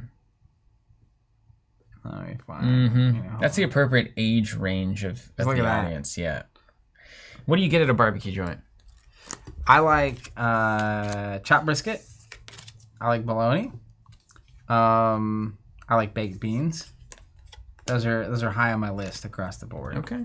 You know what? If they do it well, ribs.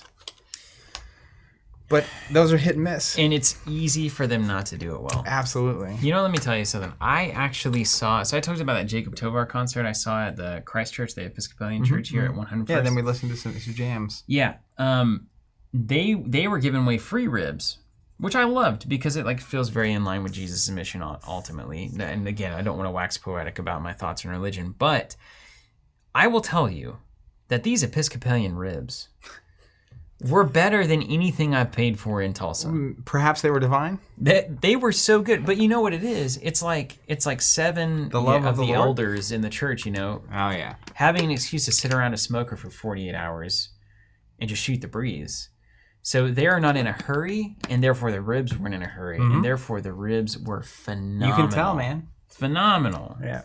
The most challenging thing about Smokies is that sometimes they run out of stuff, right? Yeah. Because they make it all fresh all the time. Yeah. Only so much. But yeah, so they're open. Check this out. Look at this aggressive schedule. 11 a.m. to 8 p.m. Monday through Saturday, and they actually go to 8:30 p.m. on Friday and Saturday night. Yeah. It's a weeknight. Yeah. It's a special occasion. Okay. Well, I'll go. You want to go? I want to go, yeah. Okay. But I'm also very hungry right now. Yeah. Robert and I think you're going to check out there's like a 918 barbecue that's open, or a 485, or some amount of numbers. A zip code, perhaps? Not great branding, honestly. Anytime, not a zip code. Area code. Nobody can remember what it is that you're up to. That's true, Galactus. Yeah, the barbecue at Episcopalian church is better because they're very cool with drinking at a church function, which is true. The pastor was having a Coors Light. I was like, oh. Curse? Okay. Claire given, hey, Claire, what's up? Good to see Claire Walker in the chat. Brisket all the way. I do think brisket is kind of you got to check the quality on the brisket, because if you don't know how to treat a brisket, you don't know how to do anything. It's like ordering a hamburger, right? Yeah. At a standard American style place. It's also like ordering biscuits and gravy at a breakfast place. Although, first time I ordered biscuits and gravy in the Northeast, I was sorely disappointed. They looked at me awkward. They're like, biscuits and gravy? Yeah. And I You was want like, those two things together? What's a biscuit? No, that's what the Northeast says. What's a biscuit? And then they gave me biscuits and gravy with brown gravy on it, and I was not pleased. Oh, no. Yeah. Wow. That's why they were confused. It's Yeah, like, that's how you know the South-North kind of culinary tradition is definitely distinct. Carter saying burnt ends are bust. Now, burnt ends at Burnco sometimes are really good. Yeah. Burnco, what's the crazy thing they have with the meat inside the meat inside the meat? What did they call that? They called that the... Burnco's another local place. What did they call that? No, I don't remember. But they had a roll. It was like a roll, and they cut a slice off the roll. But they would roll. Bologna was involved. And then the burger meat was on the outside, and then something. Vincent's saying turducken. No, but we do have a place here that serves turducken. Really? Nolan's Classic. Yeah. Nola's does? No, not maybe. They do actually. They definitely do. It's over by the first store. What was that Cajun place called? Ed's? Cajun Ed's? Oh, yeah. That's where I had my first turducken. Forever. Okay. Yeah, it's a turkey and a duck and a chicken. All three right there. Right there in the lobby. Action spell. Are you done already? I'm waiting on you. Really? To see if you have my extra cards. What are you missing? 2 Shatter Pulse. Okay. 2 Hammer Knights. Ooh, see, that's going to be tough because I've got those in my current deck. 2... I'm not looking to steal them from you unless you have them Well, I extra. hope you're not looking to steal. Also 2 Essence Druid. I think you borrowed that last time. I definitely have those, yeah. Okay, so I've got my spells here. We don't want to get lost. I feel like I got lost in the conversation. Now I've forgotten what I'm up to here. So we got our conjurations. Maybe I'm just going to put these You hungry away. yet? I'm so hungry. Man, it's crazy. I'm so hungry. I'm cooking tonight. I'm going to cook some chicken thighs. Skin on, cast iron. Going to essentially do a pan/oven fry. You a thigh guy? Yes. In fact, anyone who's advocating for chicken breasts is strictly so wrong that I don't even want to have the conversation. Dude, it just boils down to texture. Texture? Really? Yeah. What, you want things to be tender or not? I mean, No. that's the ultimate question you're asking. Thighs/dark meat are chewier and smoother.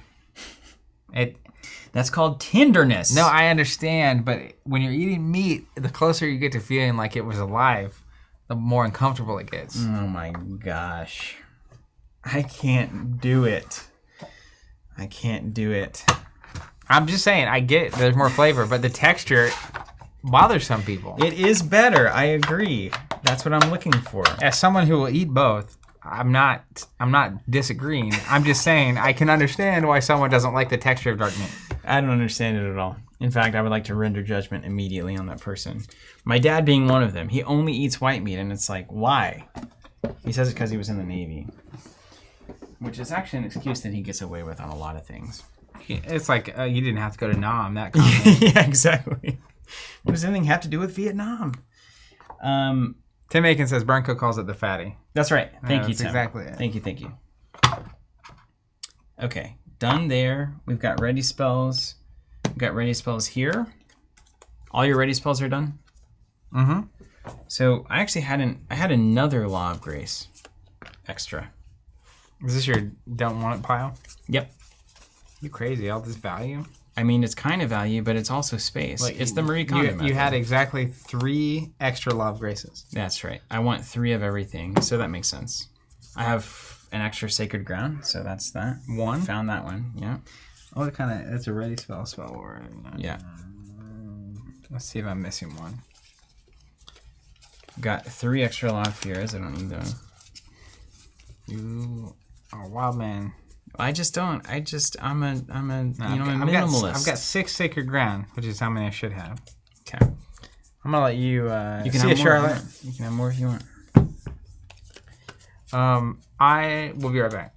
Whoa. I need to brush my teeth. You gonna get the champagne? Yeah, to celebrate our organization. That's right. We've done half of it. Crazy. I appreciate everybody for the book suggestions. It's super helpful, by the way. I am going to probably read that Twins series as my next moment with books. I'm excited about it. I haven't done a true bit of fiction in a very long time.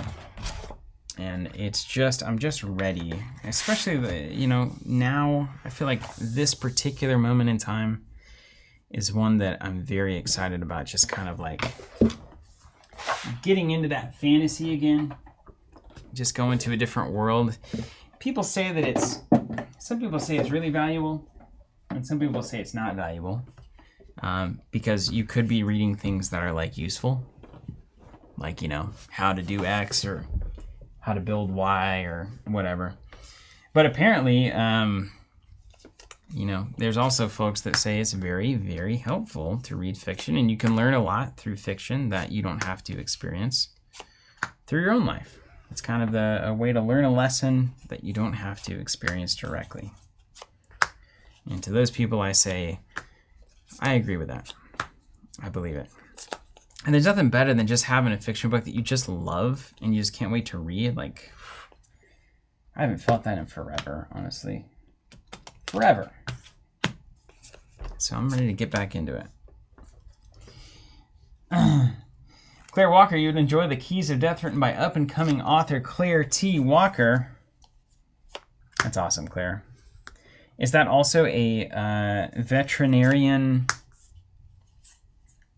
focused conflict? As I understand, that's what up-and-coming author Claire T. Walker is into / writes about. Golden Veils. Guys, I've got... man, it feels good to trim more sympathy pains. Come on. More Final Cries. These must have been in the kit. More redirects. Figures in the Fog. There's my third one. Vanish is out. Shadow Strike is out. Particle Shield. Yeah, chicken thighs. My gosh. Does anybody actually agree with that? Anybody actually have a problem with the texture of chicken thighs? Can you please leave a comment in the chat if you don't like chicken thighs for that reason? Or if you prefer white meat, like breasts, please leave a comment if there's please give me some kind of reason why that's ever the right decision. Maybe like a halal thing? Is there something about the thigh having I don't know. Tim Aiken, you know what? I agree with you. Chicken thighs are bust, 100% better than white meat. That is correct. Ray's saying chicken thighs are much harder to prepare as a meat handler. Well, that is a good argument I had not considered. Carter out saying, I've no preference between white and dark. Does that make me a mutant? I think you're just enlightened at that point. You truly accepted all outcomes. Careless legs and thighs all day. That's right. Carbocast dark meat is superior, silkier, moist, more flavor. So far, I mean, the jury's in. Nathaniel Dalton saying, we do chicken breast because my wife hates bones in the meat, but we both agreed that the flavor on thighs are better. That's a very reasonable position to have. Thank you for that. Galactus with a good argument here. White meat and having less flavor actually allows it to take on other flavors better. As an example, piccata or something. Okay. Yeah, I'll buy that. Aaron Clark, white meat has a time and place, but dark meat is always the right move. I love that. Claire Walker in explaining the new book, which is somewhat related because of the veterinary tie-in. It's a veterinary medical thriller about a vet who gets involved in a whistleblowing scheme against a big biotech company. Woo! Bring it on. Alex Becker, My wife refuses to touch any and all raw meat and can't explain to me why. Well, I understand that maybe you don't want to touch the raw meat. What's up, Tim? Yo, fam. Tim, quick question. What's better, chicken breasts or chicken thighs? You have 2 seconds to answer.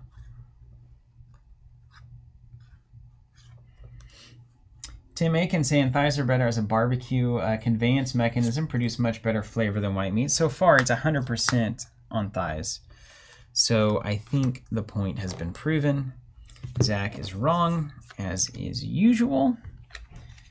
And we can move on.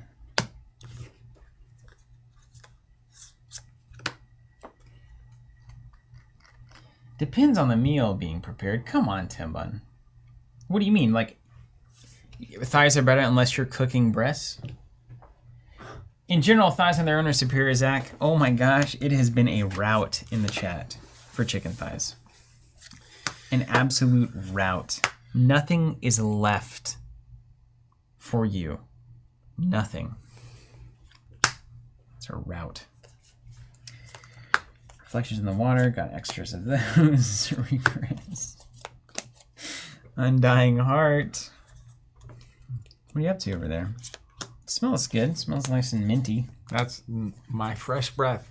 That's the toothpaste. Man, we've been here a long time. Yeah, we have. These streams where we're organizing a collection are the least and most interesting streams that we do.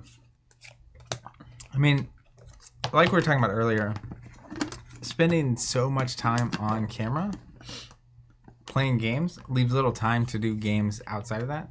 Yeah. All right. I also just don't want to talk outside of these streams. That's right. We do all of our conversing right here live. Anyways, think about if you'd had to take this time outside of it. It would never happen. No, it would never happen. We don't have enough time for this. You got to do this while you're talking to folks. Did you have an extra power through, or did I already put that away? I think I already put that away. Hold on. Are you shy? Oh yeah. I'm shy 1. Here it is. Okay. Bada boom. Yeah, so if you just want to review the chat, you can get a perspective on thighs and breasts. So just so you can have the right perspective moving forward. Important topics. Yeah, if that's Speaking of important topics, if you're interested in being good at things, if you're out there at home, you've been sitting here watching for a while, or maybe you're working out. I just can't wait to hear how this one comes out. Honestly, I'm just on the edge of my seat here. You should really remember to hide your brain so that you can hide your life. But what's the bottom made out of? It's made by Nalgene, HDP free plastic. HTTP. Biodegradable. You can drive over it. I'm sure if you threw it out in nature, it would just degrade over time, right? No, it will not do that. In fact, that speaks to one of the greatest problems in modern society. Plastics. Yeah. Are you kidding me? This isn't eco-friendly? No. We got to cancel that contract immediately. It's eco-friendly in the sense that you can use it for the rest of your life and pass it down to your children if you don't run it over with a car. But you can do that as well, but it would probably not come out great on the other side. I like this from Punkul, LMNOP plastic. The ABCD plastic. Yeah, so to answer the question, no, it will not biodegrade, of course, as a plastic, but... We aren't there yet, plastics that can do that? I mean, the biggest... So what I think is going to happen, I think we're going to develop a plastic-eating bacteria to solve that problem, and I think it's going to start eating people. See, my take is that science... Great science. The great... all of science, capital S. Capital S. Make the check to science. Will come up with a solution that dramatically changes the trajectory of humans and their use of things and waste and stuff. And I believe in the Hail Mary, the half-court shot that's going to happen. Yeah. Once it is required to happen and all of the resources in the world get pointed the right direction, humans are unbelievable at that moment. But you know what that does? It's going to also create a myriad of problems that they will then have to solve later down the line. Always. That is the human problem. And eventually it could be that we will not be able to outrun whatever problems we eventually create. And this could be the problem. It could be the climate problem or the environmental crisis problem. Or we could solve that with like the sunshade or like crazy stuff or like the bacteria that, you know, eats carbon monoxide or carbon dioxide or whatever. But whatever that creates, who knows? Will we be able to solve that one? And it's just this constant half-court shot until eventually you miss one. And then nobody remembers because there is no history. Well, you know, we probably won't be here by the time we miss. That is what every generation banks on, right? That's the human problem. Mortality is the human problem. If we were all elves and we lived forever, we would have a lot greater incentive to care about 500 years from now. Yep. It's kind of like owning a house versus renting one. But again, marshmallow test. Yeah, we're back at it. We're full circle. It's like if you went to a 5-year-old and said, if you don't eat this marshmallow now, we will give your grandchildren 17 marshmallows. No. They eat the marshmallow every time. Every time, yeah. Absolutely. So anyway, it all comes back to that. Like, seriously. If you told me even now, it's like, here's a marshmallow. Or actually, you know what? Let's say this. If you came to me and said, look, Zach, we know you love Los Tacos #1 and Shake Shack. Mm-hmm. Either you can have Los Tacos #1 and Shake Shack for free, delivered to you anytime you want for the rest of your life, or every generation in your line after you can have those for free anytime they want for their entire life. Oh, I think I know where this is going. If we were really honest with the choice that gets made, there's at least part of me that says, I'll take it, and then my future generations will figure something out. Right, they will figure out how to make food this good or better, Sure. so why should I sacrifice now?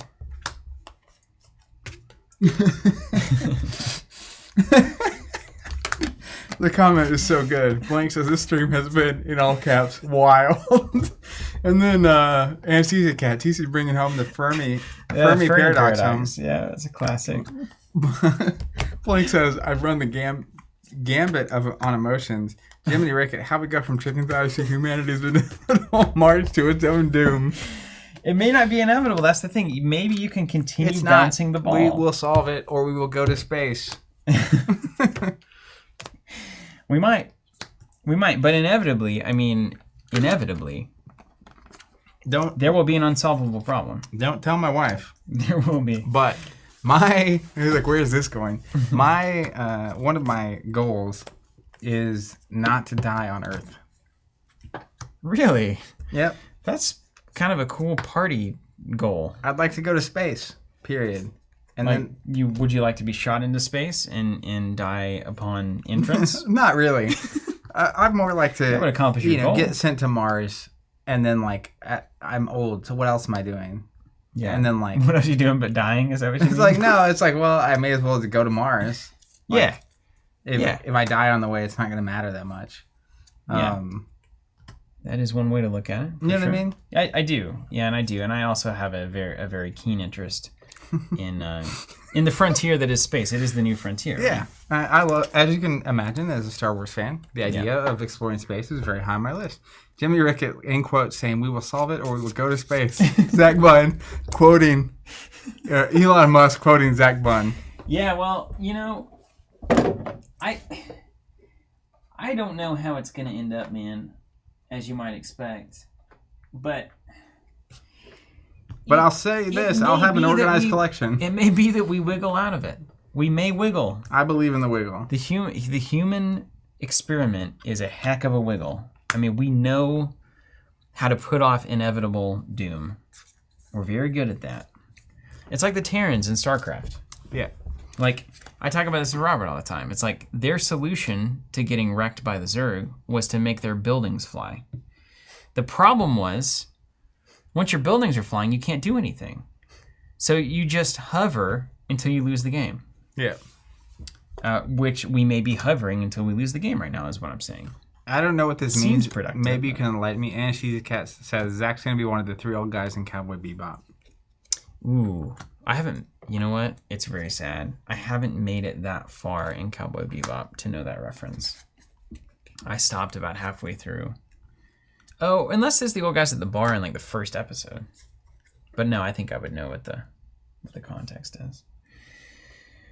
How did you do this to all of your cards so fast? I don't understand how you got through all of this. How did you do all of this already? I'm a wiggler. I don't know, understand, man. like physically, how did you get all this done? I don't know. It went way smooth this time. If I look over there, is that all unorganized actually? And you're That'd be just so like- good. Just random piles of cards. It's like when you're watching a. You've seen this in movies, right? It's like some kid's like, "Yeah, I'm done with my homework," and the parent like looks at it, and it's like, "What's 2 + 2?" And it's like a picture of a tree. Yep. So you're saying that's what you've done, or not done? It's in order. Look. Look at all these cards that are together. I got myself into a bit of a pickle here. What are you trying to do here? Well, I was just. Are you trying to alphabetically sort these? No, I was just organizing my action spells, but I'm actually missing quite a bit here. And that doesn't seem right. It seems like I'm missing more than I should be missing here. You have a box somewhere I do? of cards that you haven't opened yet? No, I don't have a box of cards I haven't opened. But maybe... Galactus saying keep a Zerglin under the fat building while a single Hydra pings it to death. Yeah, exactly. That's what happened. It's like, okay, our buildings are now flying at 0 miles per hour. Apparently, and She's Cat says that they're flying Zergs now, though. Oh, well, there's innovation for you, right? They do also. Claire saying this is one of the most colorful streams ever. Look at the screen, though. It actually looks kind of good. Meteor. Okay, I see what's happened.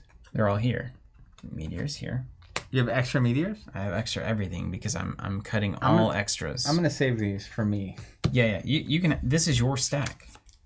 There's my adrenaline rush. Great. Altogether, it's been a great day. Choke. Had a cocktail, got a bunch of free Ashes cards, got my cards sorted. Yeah, it's nothing but winning today for sure. Choke. Sold a lot of product today. We sold a lot of product. You can imagine the value of this. The value is And tremendous. She's Cat saying the 30 spellbook card spread was really fun. Were you doing spellbooks earlier? I think I was, yeah. Just all looks the same. Do you see any mind probes out here? I don't see any mind probes. That would be funny, Tim. Saying I want an alt art meteor, but you spell it Meatier. A barbecue art. It would be a with me and thigh you on on there. It would be a thigh. Because the thighs are the best.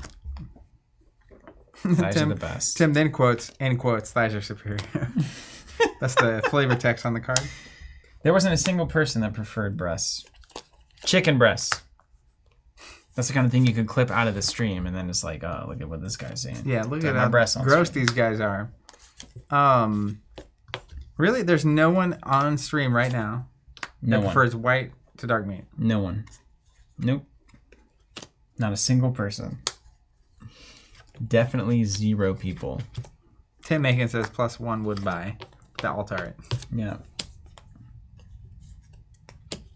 Adrenaline rush? Funkula saying, LOL, this is the kind of stream where they accidentally give an opinion where they lose half their audience. Yeah, I mean, at this point, honestly, I that's kind of what you're saying earlier. I don't think there's an opinion that we have not shared Yeah. on. It's all out. Well, it's I also mean, like I mean, there's the weird stuff. If Like, there's an opinion of ours that we shared, based on what I know of us, that we lose as half of our audience, then I would be okay losing that half of the audience. yeah, exactly. Yeah, that's true. That's exactly right. I mean, unless there's just like people that just like love chicken breast and they're like, I'll never buy from these guys again because work for like the chicken lobby or whatever. Oxford is saying, wait, Steven asked me to say why, but he does prefer chicken breast. Oh, but tell me why. Joe Solo saying is, Steven, your marketing mastermind didn't work. His boss didn't buy it. Oh, bummer. It's actually sad. Krillo saying, I'll be honest, I don't really know much about Ashes. I mainly play Marvel Champions with my roommate, but have been getting into more games. How does Ashes compare to Champions? Which you like more? So, first thing, Ashes is like it in that it's a non-collectible card game with semi-regular releases, just like Champions. So it's non-collectible in that when you buy something, you get a full playset of it.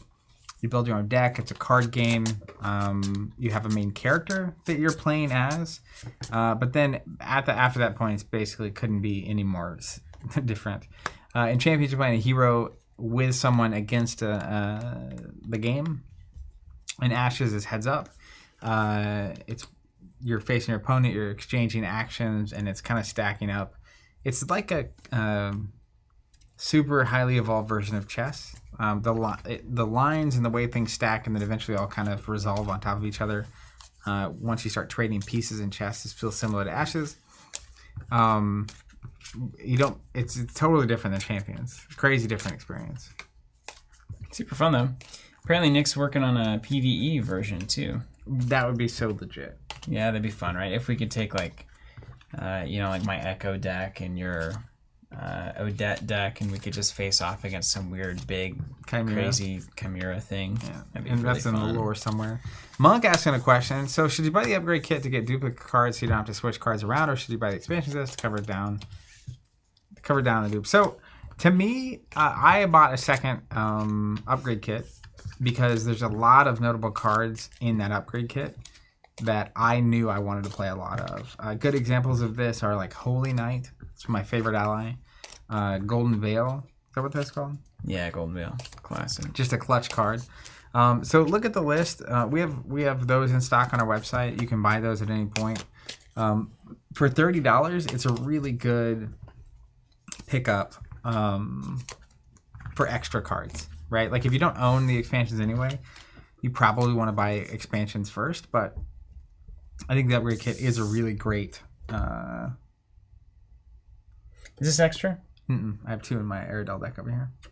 Did you take one from my extra stuff already? No. You have extras. I might have. Of Well, I only Molten? have 2 Moltens Gold. here. You don't have it in your deck, do you? No. It's sitting up there in the gold sleeves. No, I hate that. I hate that card. Well, then if you don't have enough copies of it, you shouldn't be sweating about There it. it is. Bada boom. Well, boom. Well, boom indeed. Okay. Hey, we're here. And what I would say about Ashes too is like the master set, the core set, is an incredible value if you can find it. It comes with 6, I think, playable decks. Is that right? 7? 6 seems right. I think it's 6. 6 playable decks and all the dice and the rules and the tokens and all that business. So that's a great way to try the game at a not very expensive price. And if you dig it from there, then there's a lot of other content out there for you.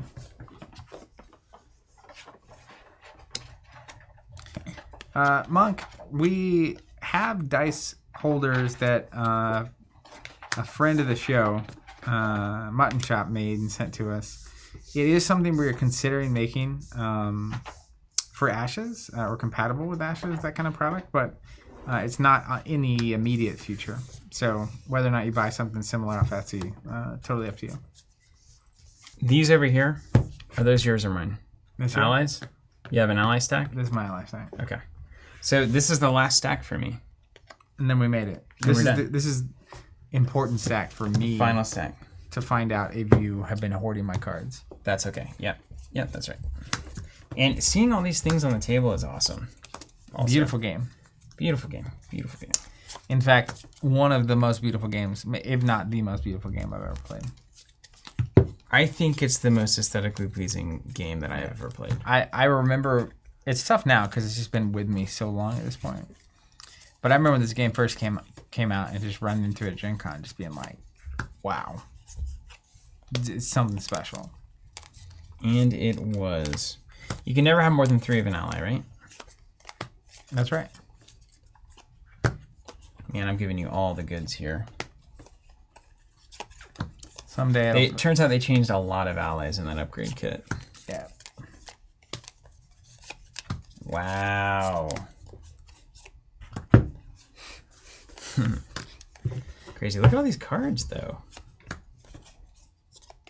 Allies are the lifeblood of the game, even though it's actually conjurations. But allies is where your secret sauce is. Aaron's saying, not sure if Nick is still on here, but have you guys heard or have any insight into the next set of releases? I'm really hoping to see Demona, Odenstar, and Reborn. So they have said they're going to do all of the Phoenixborn that were previously promotional Phoenixborn. So I think she'll be soon, very soon. Little Blood Archer. Man, I have extras of all this good stuff. I guess that's kind of the point, isn't it?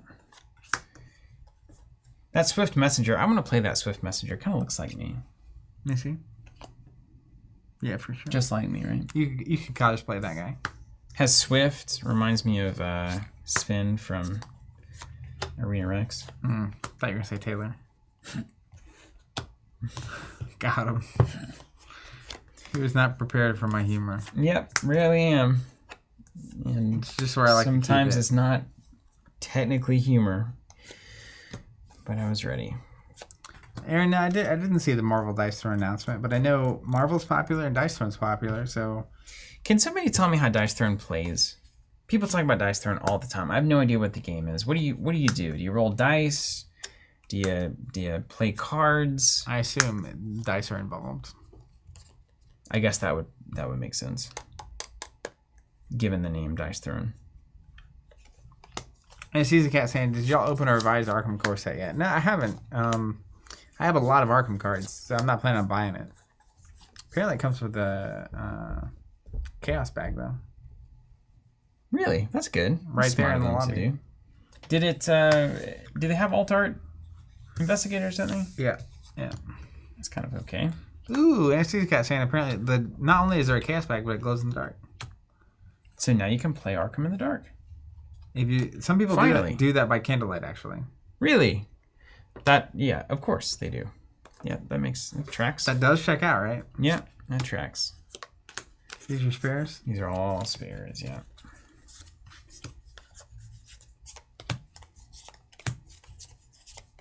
You can have all of it. It's funny how you can remember what you've already seen. Your Isn't that brain weird? is a fascinating... The brain is a fascinating Hold on, don't stack yet. Don't creature.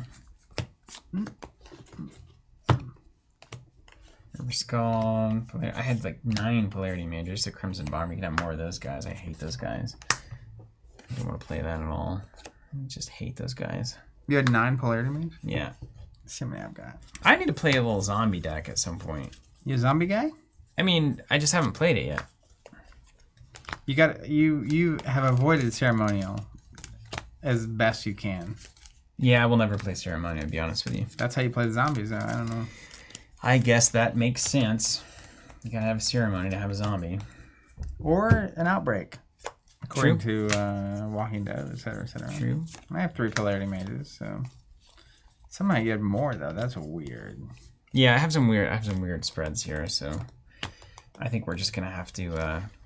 Well, you're just gonna have to take everything, or I'm gonna put it in my extras box. I nearly have enough to just give to somebody to start playing Ashes.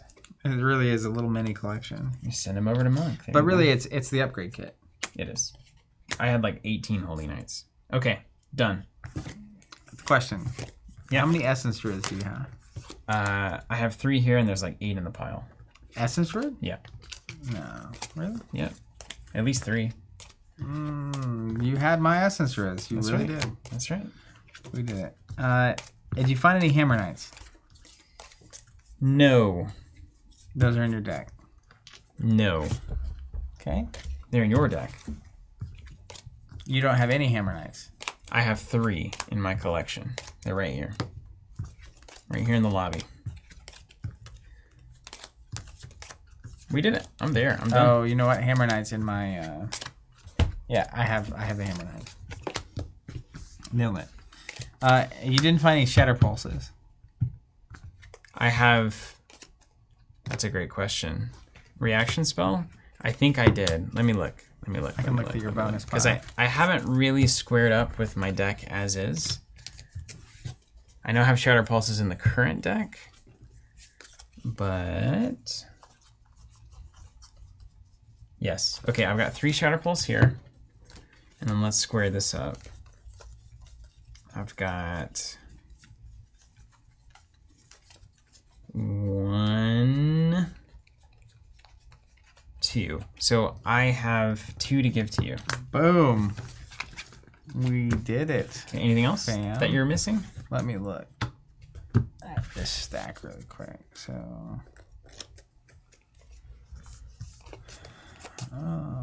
And then Mirror Spirit and Lightbringer are here. That's fair.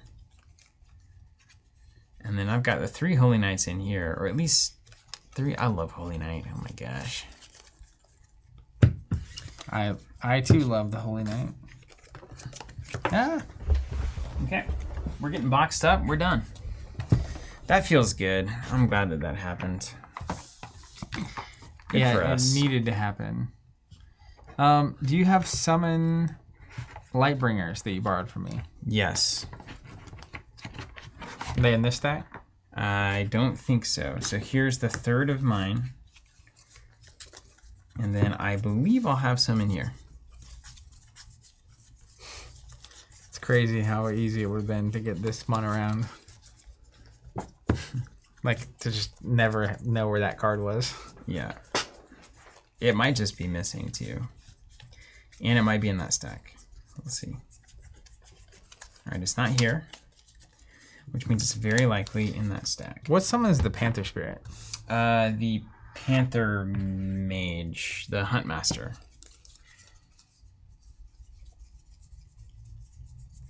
You're looking for summon, yeah, summon Lightbringer. I think I've got that. I'm almost certain I saw that come through. Almost certain. Oh no, it's not here. It was in a lot of your decks. That matter? Hey, you throwing these accusations around. I'm just saying, I remember you playing it a lot because it was annoying. A lot of accusations here.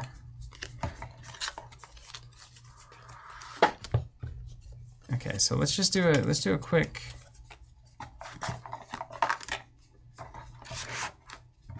We've got a Lightbringer there. So you have no bonus summon spells, which I find peculiar. Summon Lightbringer. Summon Lightbringer. Any additionals? There are no additional Summon Lightbringers. I have 3 accounted for. 2 in deck, 1 not. I've got some in the bottom there. The summon spells extra. Some Swallow, Admonishers, that kind of stuff. All right. You have my Mirror Spirits. That's a good get. I'm telling you, we're there. I think, somebody just lost their Summon Lightbringer spells. Which seems Not my problem. seems unlikely. Just seems I not my also problem. did you ever use Nightshade Swallows? I have some in my current deck. How many do you need? You short one? Well, I don't have one, and I don't have the actual conjurations. Really? Okay. We can search out that. You're looking for Nightshade. Okay. Nightshade. I'm looking through my own conjurations just to make sure. It's a good place to look there. Did you look at my extra stack? Yes. All of it? For the Nightshade Swallow itself. Here we go. How many you need? There's one spell, 1 spell. and I'm missing the conjuration itself. Okay. Next up. Did you have one extra spell? I did. Yeah. Alright. I mean, yeah. Anything from the current deck is definitely suspect. Because I did do some borrowing on that one. Yeah. I had your collection hostage. Okay, and now you're looking for Nightshade. How many Lightbringers are you short? None. You have the Conjurations. I have the conjuration. I just See, don't have I've the got spell. 4 extra Conjurations. Or I've got 2 extra Conjurations. But the Summon book isn't around. What's that about? That's interesting. How does that happen, though? There's a void stealing our summon spells. Okay, and I'm sure that I have some Nightshades in here. I'm not sure of that, actually. Nope. I do not have any. Now, actually, hold on a second. You have a spare deck somewhere? Bro, no. You wish I had a spare deck. How many can you have? I have 2 here. I don't know. And then I've got 2 Lightbringers in here. And 2 Nightshades. So these are extra. That's weird. It's crazy, man. I've got extras here too. Those are extra. We've got Lightbringers everywhere. But we're missing the spell. We're missing the spell. Is there anything that's proxied that's backwards? Any cards in a deck currently? Oh, I do. Dude, it's about to be solved. What do you think city. this is? What do you think this is? I think it's one of those things. It's a summon prospect bear. Okay, hey, we're We're closer, though. And another Summon the Frostbite Bear. Okay, it's fine. Is that it? How many Frostbite Bears are you summoning over there? You've got like 17 of those cards. Well, I just play one. Huh. Weird. Yeah, what do you think? Well, two Nightshade Swallows? Yep, you had them. I had an extra stack of Conjurations over here. Is this my extra stuff? Yeah. Now we're Okay, also... hold on. Let's ring dinger this. You get 3 Summon Lightbringers over here. These are all just the actual... These are my Conjuration piles. So it won't be there. Hidden pile of cards. My Conjurations are done. Now, I'll tell you what could happen. Hold on. There might be another stack in the other box. Oh, no. All right, ready spells are here. Getting me excited. Allies are here. We're so close. We're on the verge of something here. Okay. Then we've got my current deck. I will say, extra Lightbringers. the reorganization effort, for me at least, went way better than the original filtering effort. You're way less depressed It was because it only took 20 minutes for me, right now. honestly. Okay. Got that. We've got reactions. We've got actions and actions. Okay, so now if I'm not freaking out, that's everything I have. And then I do not have any Summon Lightbringers. Now let's make sure I don't have any proxies backwards in here. I have 0 proxies. That will not be an impact. These are all my extra cards. You're free to search through those. There's no Summon Lightbringer here. So the last thing I'm going to do is just do a quick scan through here. Make sure we don't have a little confusion. 1 shot, 2 shot, 3 shot. I appreciate you saying that, Monk. He's very entertained. I'm glad this worked somehow. If you're watching this back later and you make it to this point, congratulations. I just want to say kudos. Let's give them a little Easter egg. You want to spoil something or do something fancy? All right, so the next 3 Phoenixborn. I have no idea. I actually don't know. But I'm waiting on Tristan. Tristan's my jam. The Trident Hero. Water Archer. I mean, say no more. Who looks exactly like me. Is his name Steven? With a little Or is more it hair. Esteban? With a little more hair. A little more. Younger? He has a little more hair. Small amount. I've looked through this stack so many times now. It's a small amount of hair. More than me. Just a pinch.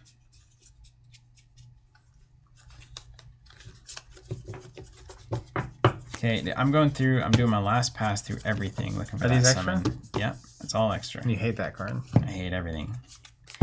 Summon Lightbringer, not here. Check that off the list. Summon Lightbringer. Is it in the alteration Wait, spells? can we pop Summon Lightbringer? I need to see this card. Is Bryce not asleep right now? I would be. He may have just left. I told him. He's here. There he is. Mm-hmm. Interesting. Okay, I'm just looking for a book here. Is that the last thing you're missing? Mm-hmm. Dang. We're so close. Ah, that's so frustrating. Didn't it always cause problems for us, the Lightbringer book? I think so. Maybe we missed it on the first go round. Let's just make sure it's not in here somehow. If you find it in your stuff, I'll be both relieved and furious. Well, if I find it, I won't say anything. Yeah, just say nothing. Ah, well, shame about that. I guess we'll give it up. Yeah, and then next week I'll be like, oh, I just found it at home. Or you say, I found it next to your seat over here. Plan it. Put it in your box. Be like, can we just look one more time? Just one more time. Can you just try it one more time?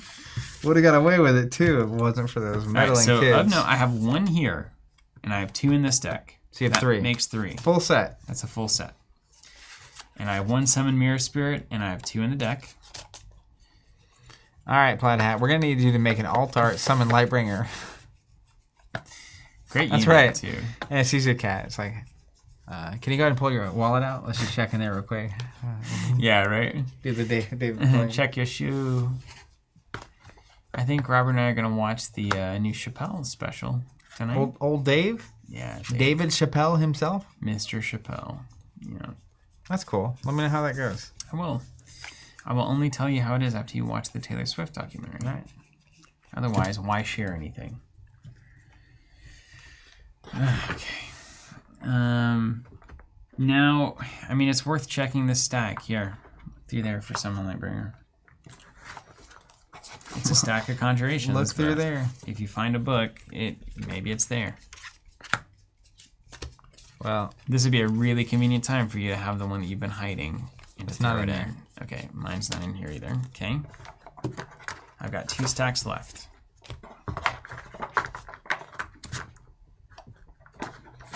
Here's this. Here, I'll give you one. Here, look through the allies, make sure it's not in there. If it were anywhere, it'd probably be in the ready spells. I could see that. You know, because like all ready spells, all books are ready spells, but not all ready spells are books. It makes sense. Yeah. Square rectangle. Very small part of me that thought it'd be really funny to shuffle this. That's the part of you that you push out until you die. Well, or until you have the financial means to make everyone forgive you. Yeah, to just make it okay. To make them forgive you, you know? I know this is annoying, but here's you have a Mercedes on the way. Here's enough money to make you not care. All right, I don't have it. It's official. All right. Well, I'm going to have to go dumpster diving and see if I can find that somewhere. I mean, the only other thing is like if it's in one of these random things, but one of these random like boxes that doesn't have any Ashes cards in it, it could happen, but I don't think it's here. So let's get on out of here. What do you think? These are your spirits. Yep. Those are spares. Well, we did it. We're sorted. We're ready to come back in next week and play some Ashes with a fully sorted collection. I hope that inspired everybody out there who needs to do the same. It's a process. That's what I'm saying. You can put this on and you can just start organizing anything. Looking at like Organize anything. several hours of sorting. That's a lot. The game outside the game is real. It takes a lot of work. Yeah, you gotta, if you're gonna have nice things, you gotta take care of them. All right, everybody. We'll see you next time. We'll see you next week, probably. That's right. I think we'll be playing some Ashes I think next week. so. Next Wednesday. We'll see you there. Take care.